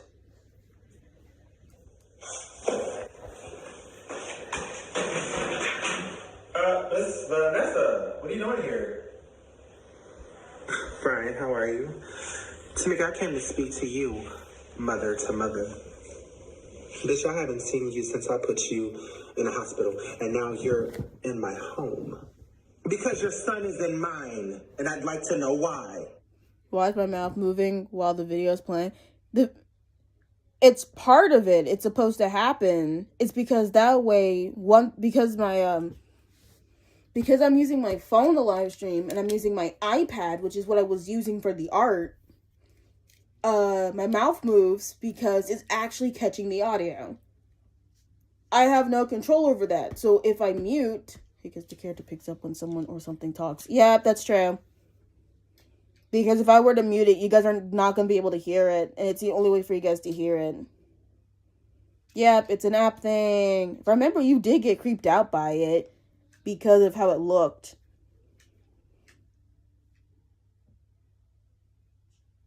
I'm pretty sure it was all because of how it looked.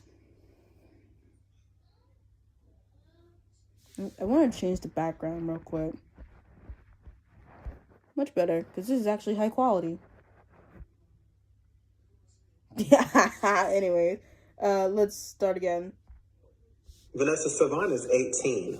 My parenting and him acting like a grown-ass man in my house does not mix. Not that it's any of your damn business, but he chose to leave.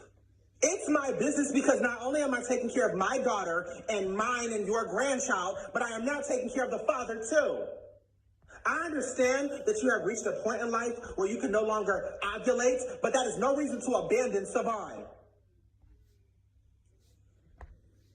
Brian, please escort this lady out of my house. Tamika, I ain't going nowhere until we figure out what we're going to do about your son. He got my daughter pregnant and now he's in my house? I'm not about to take care of him. Vanessa, you will be leaving my house, dead or alive. But you will be leaving. I hope I'm not interrupting. Don't worry, I won't. Dad, I won't this is not manifest the it. time. Michael, I know you didn't just bring this bitch in my house. Oh, here we go. Tamika crash out. What is this I hear about you Tamika kicking crash Savon out. Damn. I'll leave you to go back to my wife and you get back at me by kicking my son out?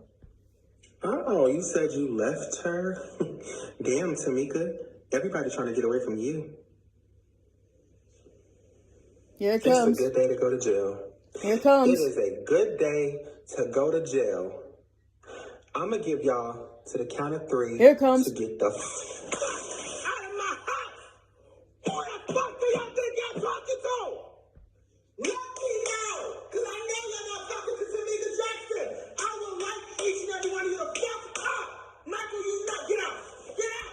Get out. Get out, bitch. Get out. Get out. And there we go. She got that out of her system.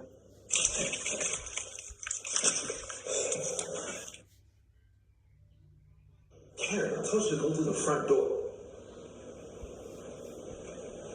Honey. Okay. To explain this, so technically because this is season 2, if I remember, there's drama between Savon, Kyrie, and Brian's father, who left Tamika for a white woman named Karen. Don't judge me, I like drama for some reason in series. Well, not gonna lie, you gotta love this man then, because this man should be an actor. Cause hell, I love these series, bro. You're home early? What's going on? We're definitely gonna listen to all these seasons, a couple bro. days ago that I told you to get rid of. I just caught it trying to sneak out my back door, and I'm just confused as to why. Drama makes it be good, bro. Like, think about it. Think about it. Drama always makes it sound good, bro. Drama is always what makes anything interesting. No drama, no interest. Drama, there is interest. Let us have our drama. Let us have it. Let us have the drama. Let us have it now. All right, let's continue. She came over so we could talk about Kawhi transferring schools. Did you know that I find knives to be far more effective than guns? Tamika, no. It's just something about feeling the knife penetrate the skin that satisfies me. Oh God, Tamika, put it down. Tamika, put it down. Oh Lord, Tamika, put it down. Do you think I'm stupid? No, not at all. Are you sure? Because you know exactly who the fuck you're lying to right now, Michael. Why the fuck is this possum? Yeah, you gotta feel bad for Jax. It's just the fact that he is the youngest out of everybody.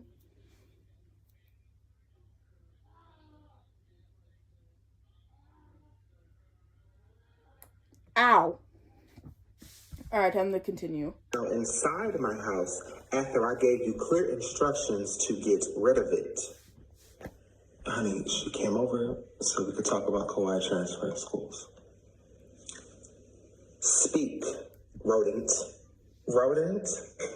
That was cute. Murder Drones kind of ended a long time ago, so I think people still remember Murder Drones. It's just the fact that it's not really relevant as much anymore. Because I haven't seen much Murder Drone gotcha videos often, so it could be saying that people are finding it a little irrelevant.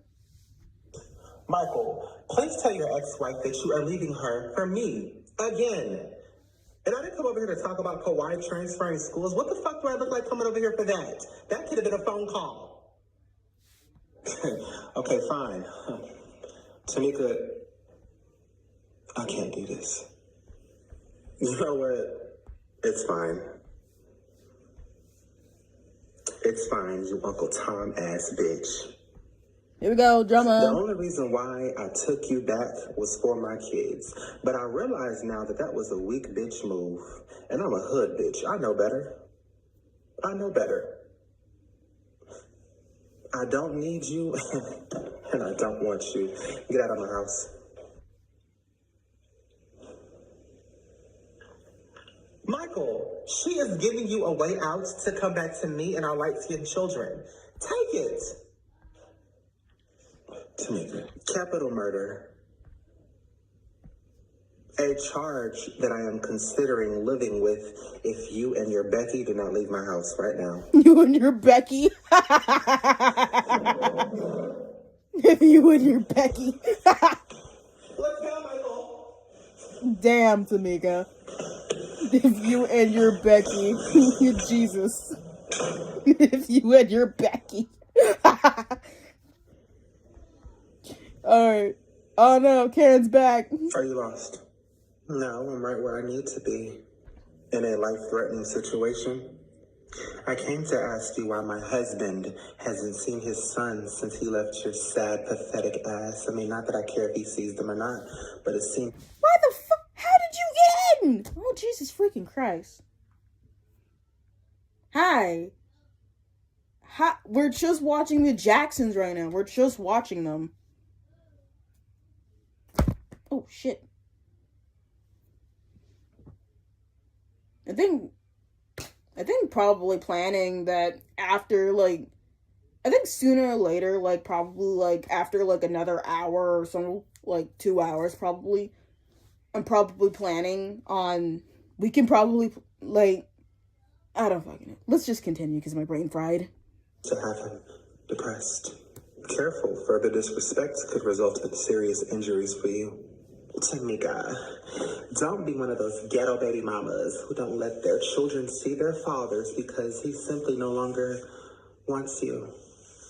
Karen, the only reason why I have not reached across this counter and snapped your neck yet is because because you're what? Divorced again? Ooh! Tamika, say it! Depressed? Tamika! Seeing a therapist? Tamika, whoop her ass! Tamika, whoop Just give her it ass! up. He's mine and will forever be mine. And Brian and Kyrie are still minors, so if we have to go through the courts to see them, we will. So start cooperating, bitch, and let my husband, see his sons.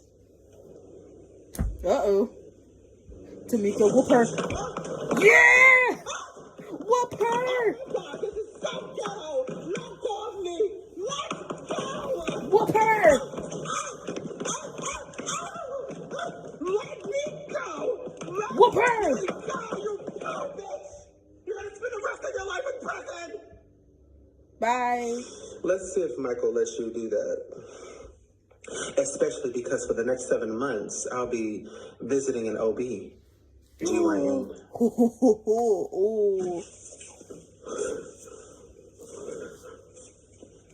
Oh no. Pick up your face. Because child support is a motherfucker. And when I'm done with you and Michael, you're gonna need a job. A real job, bitch. Whoa! Nah, Karen trying to hit a pregnant lady. You can't be pregnant! You can't be pregnant! Are you melting, Elsa? Because it's happening. It's gonna happen, okay? You're gonna get a stepmother of 4. Oh my god, bro. You Mama, I promised that pregnant. me and that girl were just playing my PS5. With the door locked, Kyrie, I swear, ever since you turned 16, you've been like your brothers. Mom, we wasn't doing nothing. I know what unexperienced smells like. It took you 5 minutes to open that door. And when you finally did, it smelled like a seafood market. Seafood market? Oh, wow. I told y'all when y'all have these females over to leave my door open. But I can have my homeboys over with the door closed. Yeah. Oh, shit now, because Brian ass took advantage of that. That's true. Give me your phone. Mama, give me your damn phone, Kyrie. Oh my God. Savon, how the hell did you get in my house? Mom, I want to come home. I learned my lesson. I'm sorry, okay? I'm sorry for disrespecting you. It won't ever happen again. You must have pissed your grandmother off and she sent you over here with a scripted apology. Oh, Mama, for real. I realized that I left too soon and this is your house. I have to respect it. I think I'm in a good mood today. I think. You're 19 years old now, Savon, and you have maxed out all 3 strikes with me. You do something else, and that's it. That is it. Disrespect me or talk back to me in any kind of way. Challenge my authority in any kind of way. And that is it for you, sir. Do I make myself clear? Yes, ma'am. You won't have no problems, I promise. Mama, what is this? He found the pregnancy test. I found it in your room. Why the are you in my room, Brian? That's not the point. Are you pregnant? Brian, you're grounded. For what? For being nosy. For being nosy. Get the f- out of my kitchen. Oh my God. Seriously? Mama, are you really? Kyrie, you're already grounded. Mom, I just want to know. Okay, well, you're now grounded even more. Why?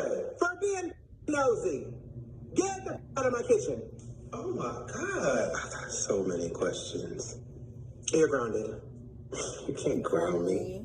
What the f- did I just tell you when you came back in here? Don't disrespect me, Savon. Don't talk back to me, Savon. Don't challenge my authority in any way, Savon. And you are doing just that. You're right. I can't ground you.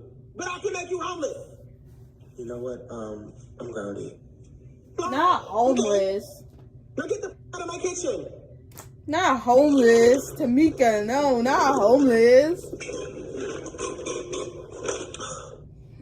Not homeless, girl. Not This is my homeless. friend Latoya. Not homeless, girl. Sardines. What? Is this the little girl that I caught you with last week and she had your room?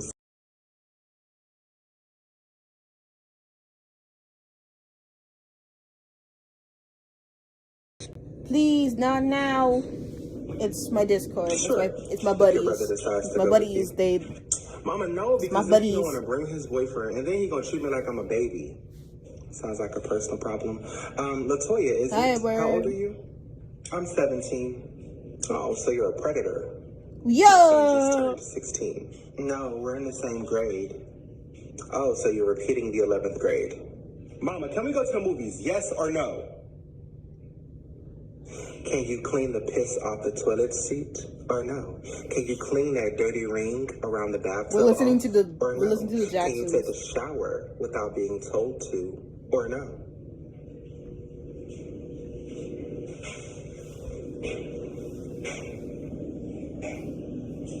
Can you stop introducing me to females that smell like fishbowl or no? Fishbowl. Ma'am, what exactly are you trying to imply? Sweetheart, I need you to seek medical attention ASAP. Your scent is offensive. Oh. Ma'am, I smell like blossoms and cherries. Ask your son. You want to take her to the movies? I need you to take her to the nearest pharmacy so she can gain control of Nah, her pH fishbowl. balance. Not the pH balance. You know what? I can't do this, Kyrie. Your mom is rude. I'm leaving.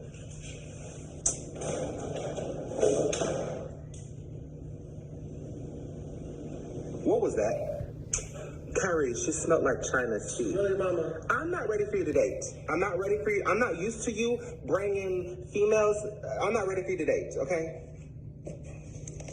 Get out of my kitchen. Not fishbowl, bro. Not fishbowl. Is one you'll Not love. fishbowl. You can't Make your say that. best. Not fishbowl. Okay, Richardson, the That holidays and are the done. pH balance. That's a killer. Mama, I don't have a clear understanding on why I can't go to my friend's house or take a girl out to the movies without you being rude, but Brian and Savon get to do whatever they want to do. You know, for the past couple of weeks, I have been trying to respond to y'all's attitudes differently. Try to be more understanding, you know, of y'all's frustration. If it was something I said to cause you to have the attitude. But Kyrie, I need you to control your emotions before I let mine loose.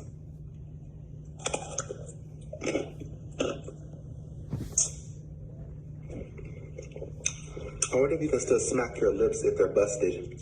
Ooh. She's eating a pickle, by the way. This is my girlfriend, Jasmine. Hi, Miss Jackson. It is so nice to finally meet you. I've heard nothing but positive things about you. Interesting. Especially because I've heard nothing about you.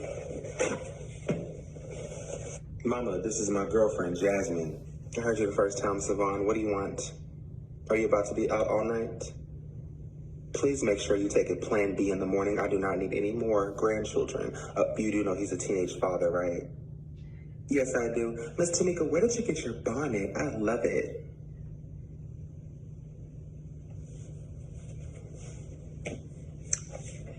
I got it from the beauty supply store. It's beautiful. And I love your son. He is an amazing father.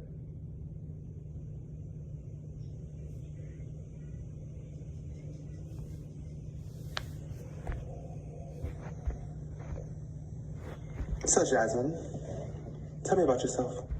Well, I currently attend UTSA. I'm trying to get my degree in business management. I own my own apartment. I own my own car. I was raised in the church. And for work, I file people's taxes. Oops. Oh, wait. Okay, so a little bit more info on Jasmine. Later on, in the later seasons, Tamika actually likes Jasmine.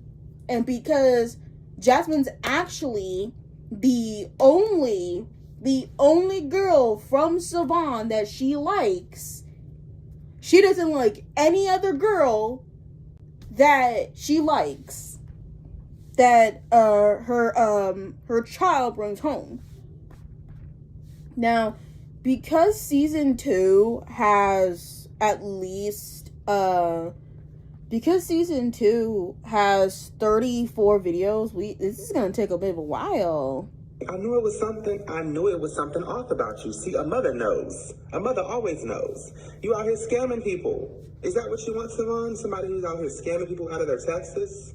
No, ma'am. I work for an actual tax company. I'm actually one of the assistant managers there. How about this? After this video, which is the 10th video, by the way, of the entire playlist, I'm gonna get my Nintendo out and start playing Guardian Tales from where we last left off. I'm trying to get Savon on board so he can, gain some financial stability.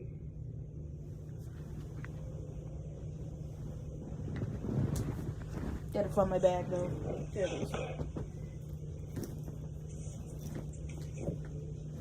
I also got my Knuckles plushie with me. It's nice to meet you, Jasmine. Really nice to meet you. Mama, are you serious? All Savon is going to do is get her pregnant and you're going to be a grandmother of 2. Kyrie, I have told you to control your emotions before I let mine loose. Alright, Let them taking loose my there. Nintendo ready. Uh-oh. Savon and Jasmine, could y'all clear the room, please? No, she brought out the bell. Okay, so I'm deciding to leave that there. I'm gonna leave my phone, my Nintendo, my Chromebook, my iPad alone, so that way it can charge. I don't want it to stop charging while it's overheating a little. Oof. No, not the bell. Yeah, not the bell. If I remember, she is skilled with the belt. Once I remember, in an old video.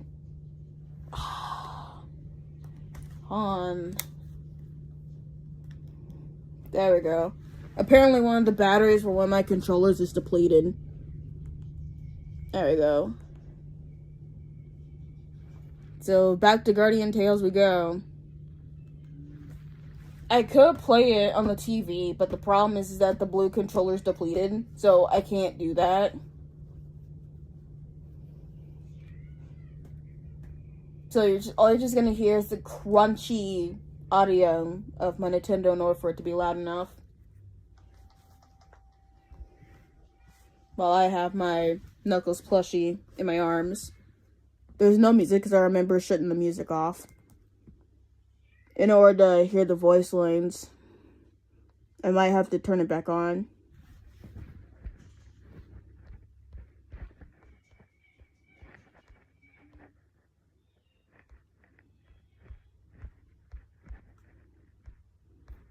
Quote unquote, trying to find the perfect background.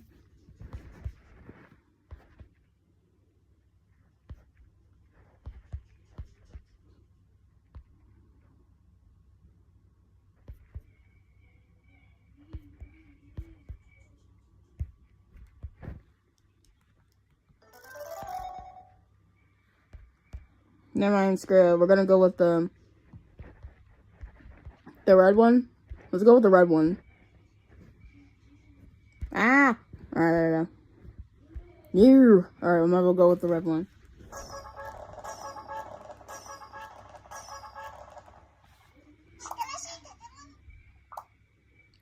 Sorry, princess, I may have disrupted you. Okay, let's turn on the background music.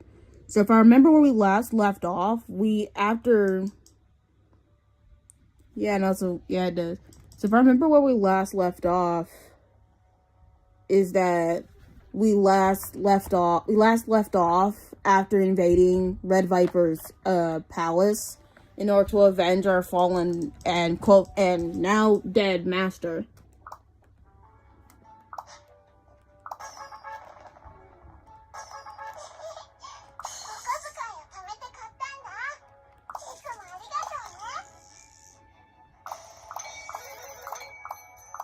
I have a whole bunch of buildings in order to upgrade. In order to, like, get more soul points.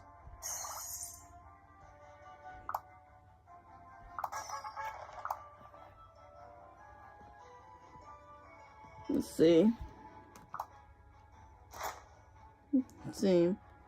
Now, I'm pretty sure. Let's see.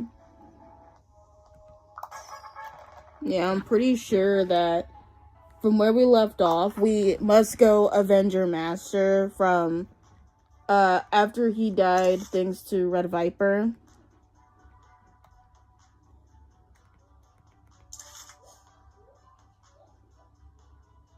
So now we gotta defeat the monsters. I'm not my natural character, because my natural character sucks.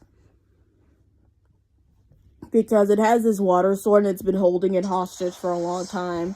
So now,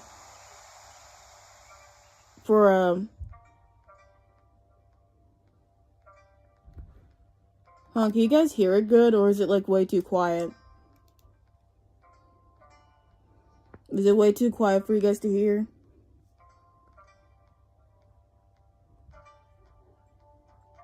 Is it, like, way too quiet in order to be heard or something?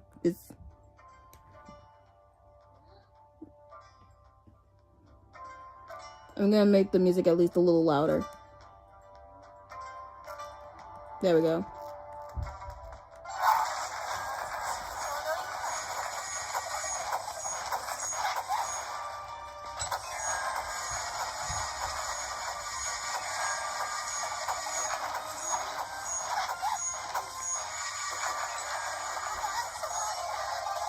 No, okay.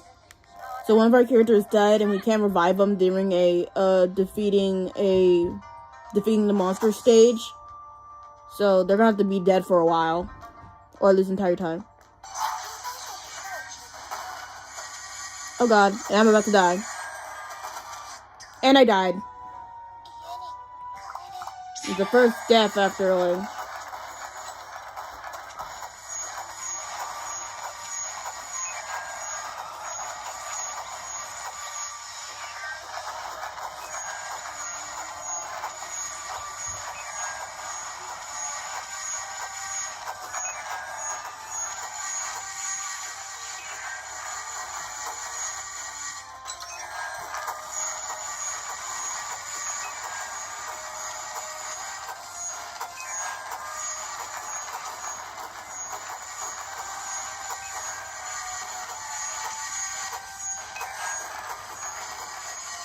There we go.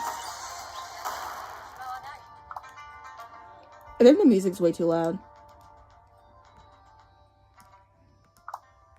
14 is probably good. 14 is probably best.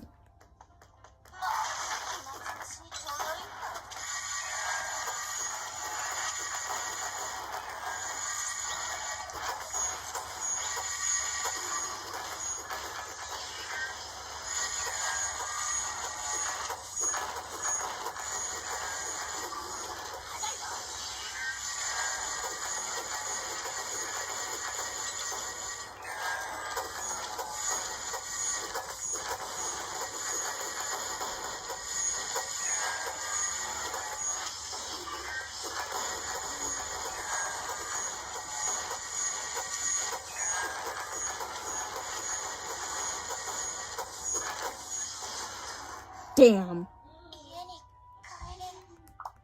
And I died. Well, back to fighting we go.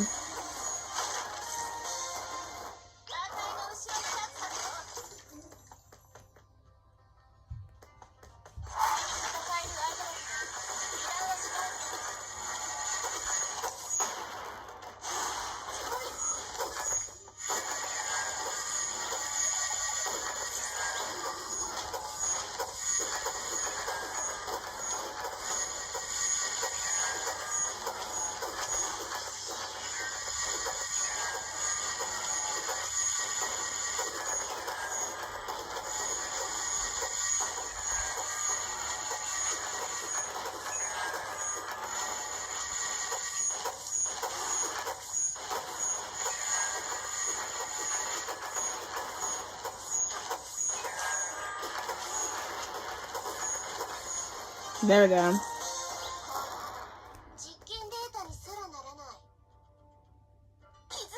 Ow.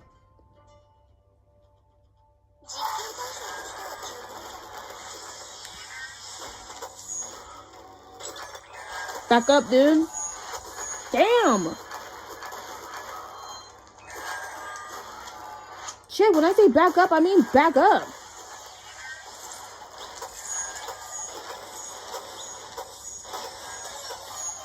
Bro, he was coming straight at me with malice.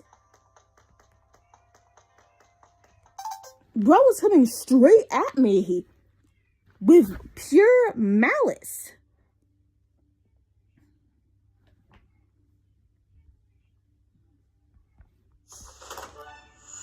Came straight at me with pure fucking malice.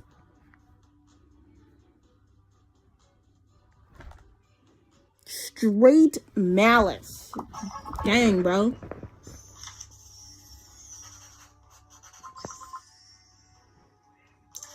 We are still missing something. We're still missing something.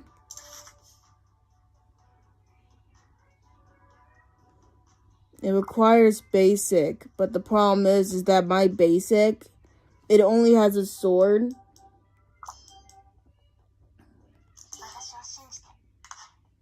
There is no way. Wait.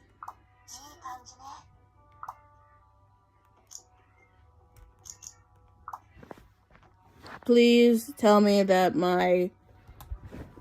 Okay. Please tell me that my beautiful axe can absolutely overpower the level 20 sword, please, because level 83. Oh yeah, I bested it.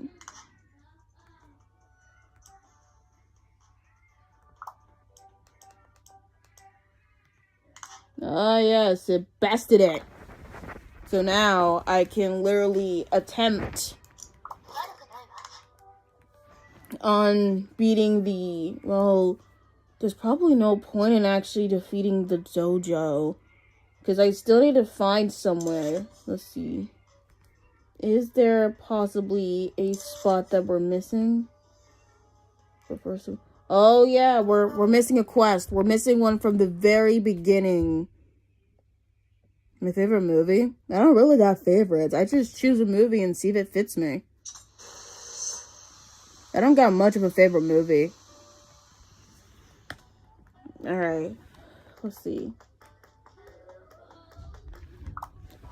Now I need to figure out what is the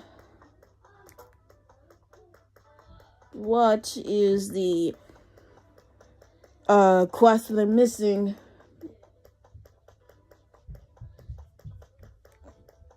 Wait, go down. This is the quest that I'm missing. Lego movie. Oh, you love the Lego movie? Makes sense because you do love Legos.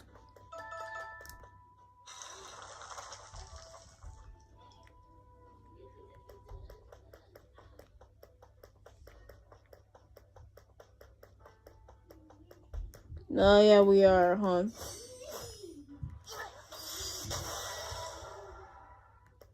Oh wow. Alright, so I know which one we're missing, but the problem is, let's see. Yeah, I know which one we're missing.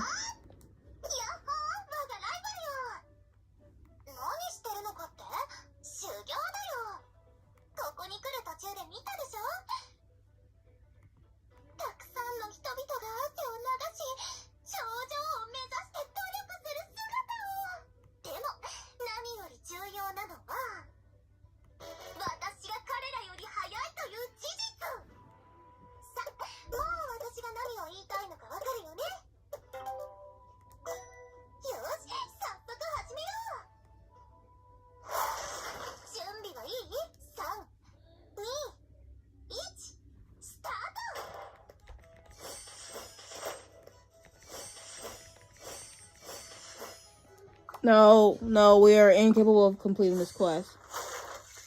Yeah, we are incapable of completing this quest due to the fact that we are incapable of breaking these.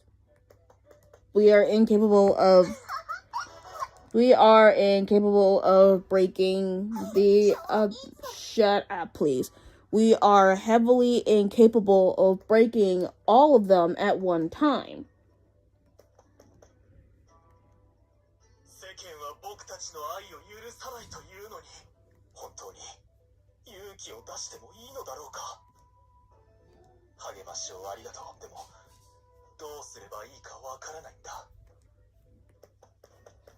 Alright, so I know our missing quest. Our missing quest is that we're supposed to fight Lana, the lightning counter, but due to her actually being quicker in this level, I am incapable of actually doing that.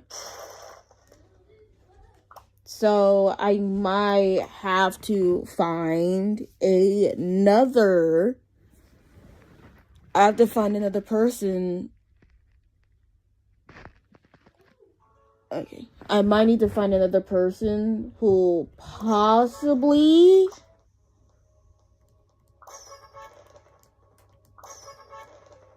Okay, so I might need to find the person who has the quest in order to find where the where it is.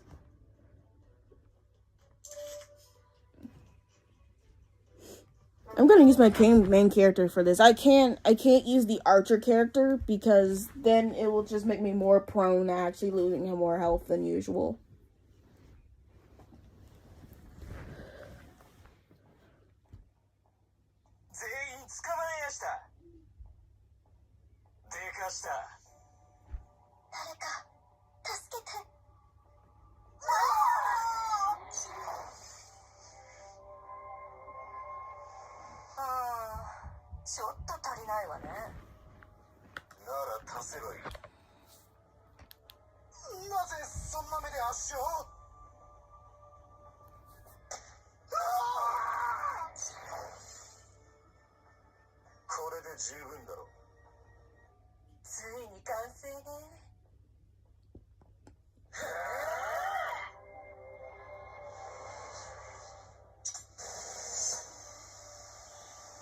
And alright, here we go.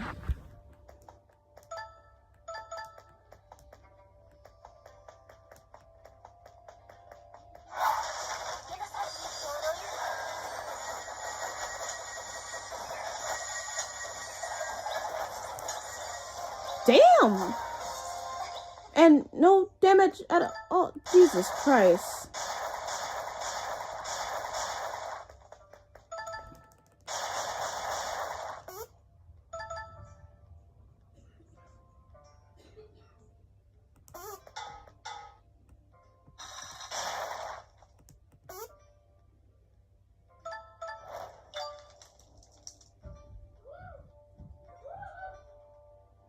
Jesus dang. It didn't even last a few minutes. Yeah, the weapon I have is overpowered.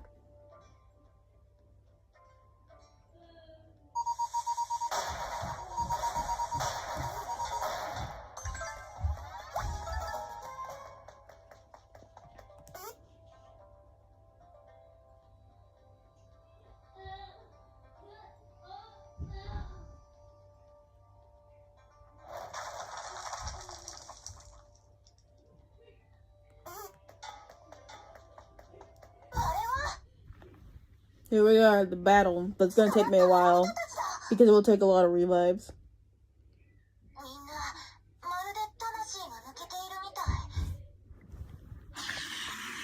Thank you.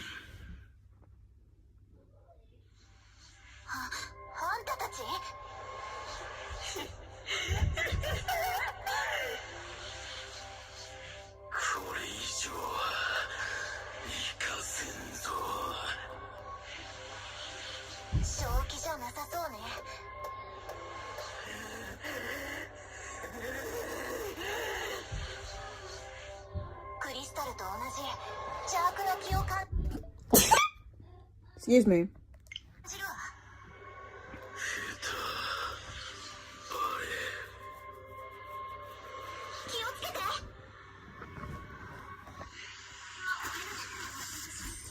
Dang! Oh, nah, he's killing me.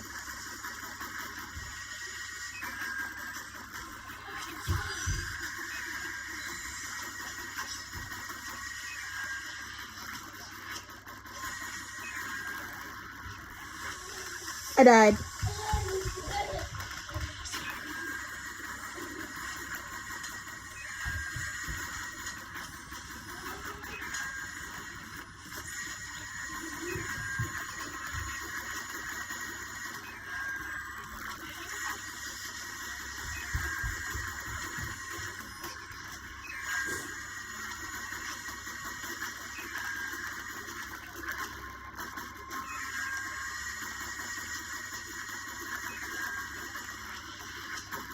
Come on, team, keep doing damage while I run around. He's mainly after me, dude.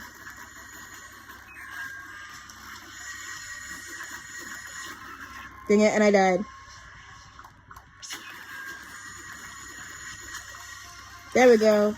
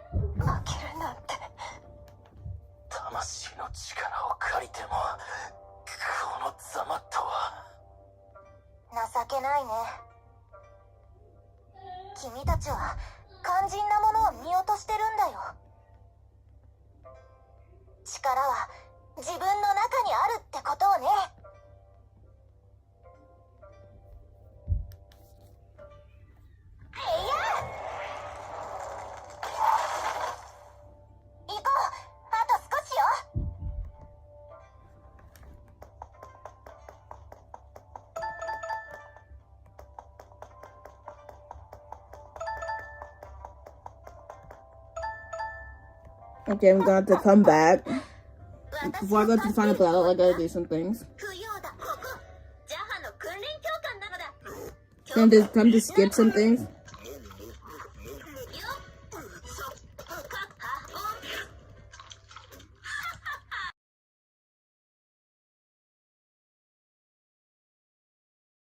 God damn. Not right now, dude.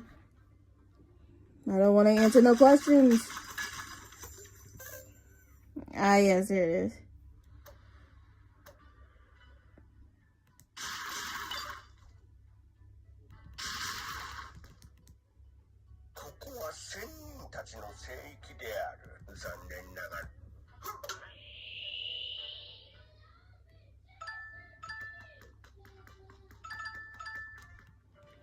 So I'm gonna leave this and then come back because I'm pretty sure that that one spot is for Ayaki.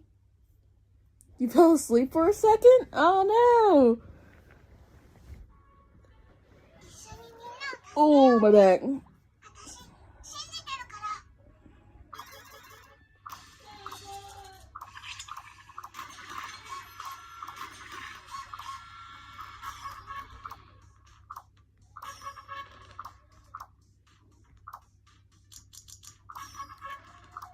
We need plenty of stamina. Stamina. We need plenty of it. Let's see, how many things do we have? Oh, do we have enough summons? Oh, we got enough summons. We got, ooh, you know what? Should we summon 10 heroes? Should we summon 10 heroes?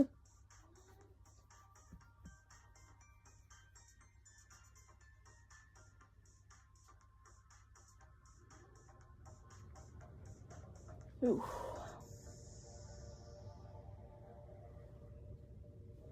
Alrighty. Do we get anyone special from this batch? Or is it a total fluke?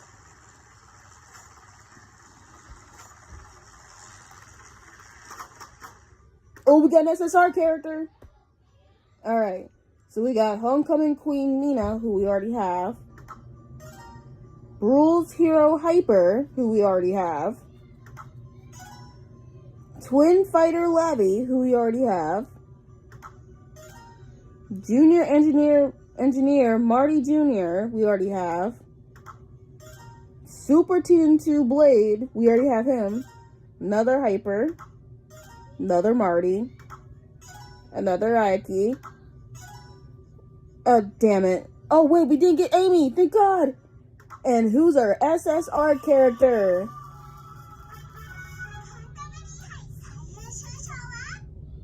Who do we get? Who did we get? Anonymous Android Mark II.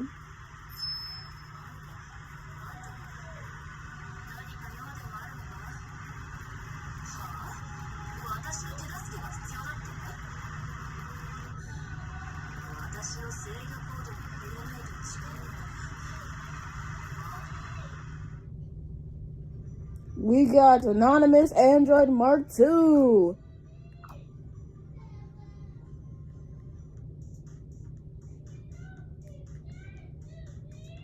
So it wasn't a whole fluke. We at least got 2 characters.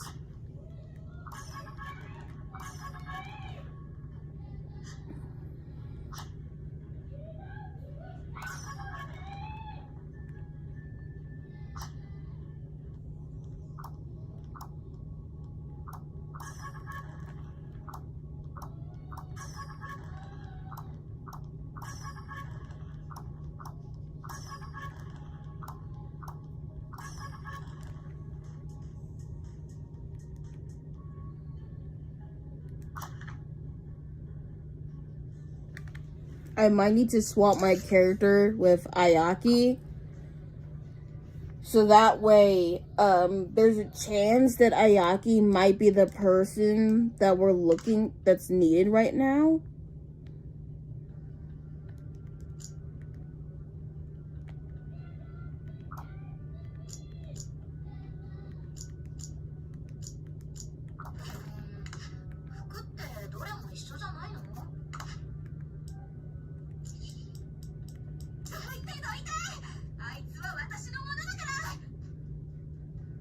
Oh wait, is your sword good or no? I don't want to give you that dumbass, fuck-ass, shitty-ass water sword. The water sword freaking sucks. I'm not giving you that dumb crap. It's atrocious. It's surprising we have so many duplicates of the same things in here.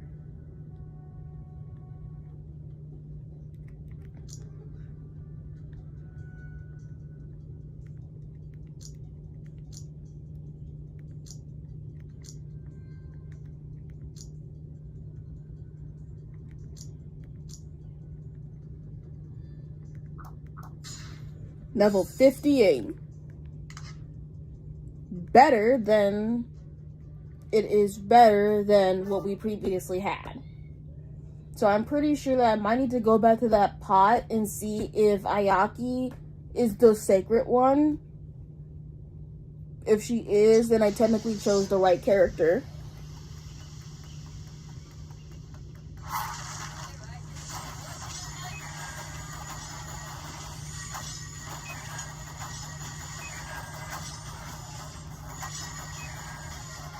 Yeah, that didn't last long.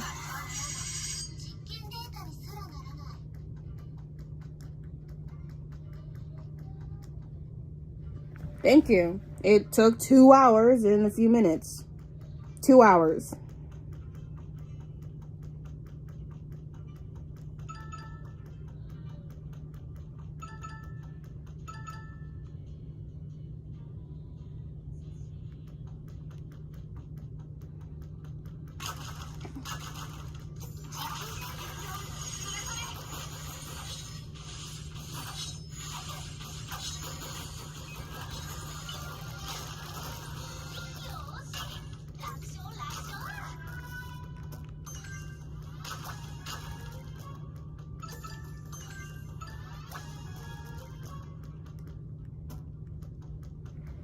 There's something up there.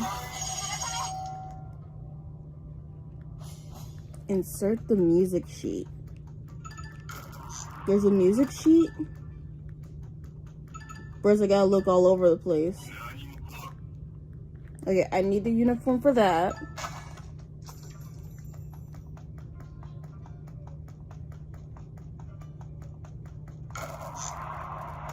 Which I do have. It's just I need the music sheet. From, I think from the pot at least.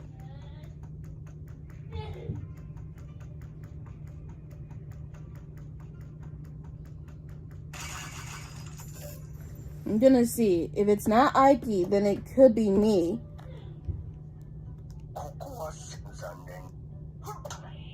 Damn it. So it's not Ayaki, it's somebody else who is the sacred one.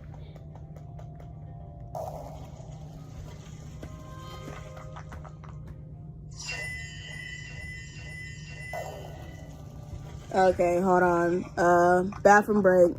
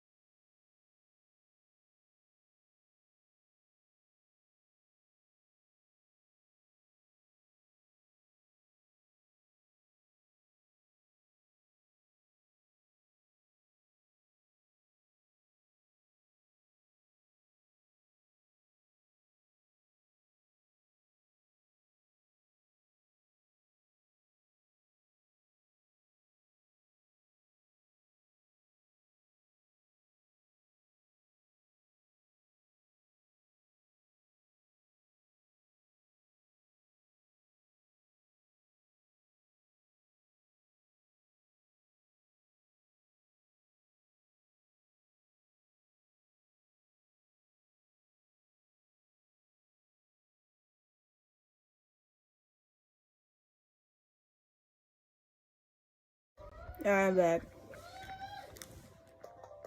Alright, we're going to have to come back. Well, alright, so in order to get the book, we need to wear the Viper Clan's, we need to wear the Viper Clan's outfit.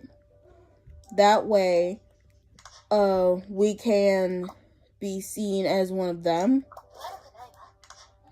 And after that, I'm gonna switch back. Because the thing is, in order to get the Chronicles of Kaden, I must go through, grab the book, and then go back to the very first world to give it to the Lazy Fairy so we can get her.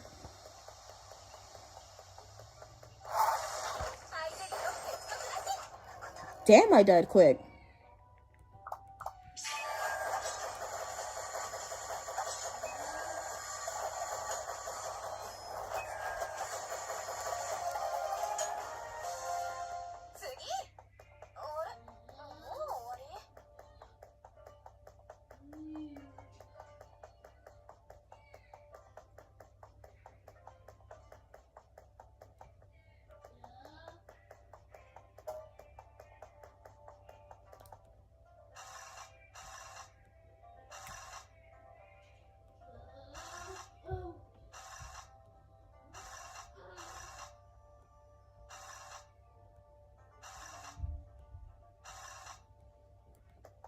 And I fucked that up.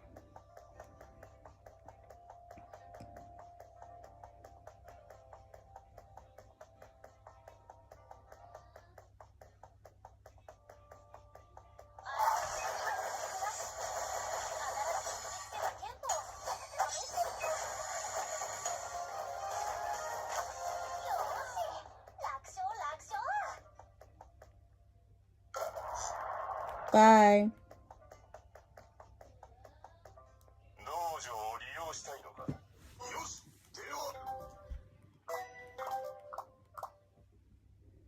If I remember, the Viper Clan's dojo has to have the Chronicle book. If it doesn't, then I'm probably missing something.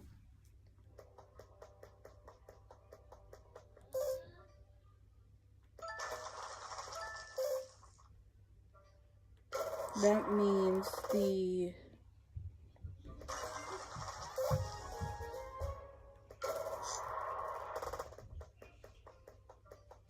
Alright. So now, we now need to leave. So the quest said that we have to reach the top floor of the Viper Clan dojo. But I'm thinking that the Viper Clan dojo might be the one that we need. I'm starting to think that the Viper Clan dojo might be the one that we need in order to get the Kaden Chronicles. Because if it isn't, then we're screwed. And that means I need to figure out a way how to find what I'm missing.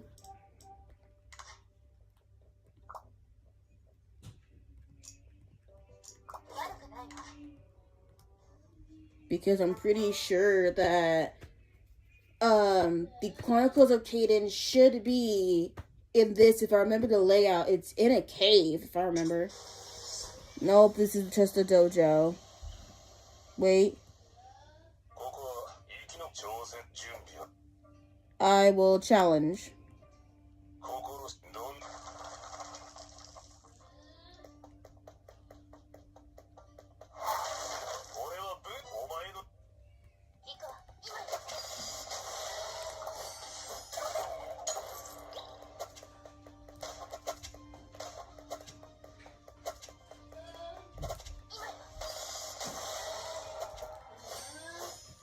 I know, that's hard as shit. No.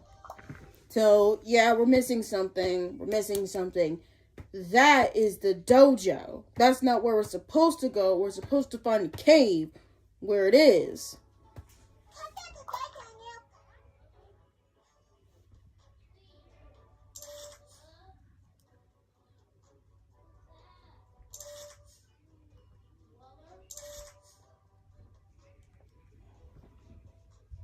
Let's see.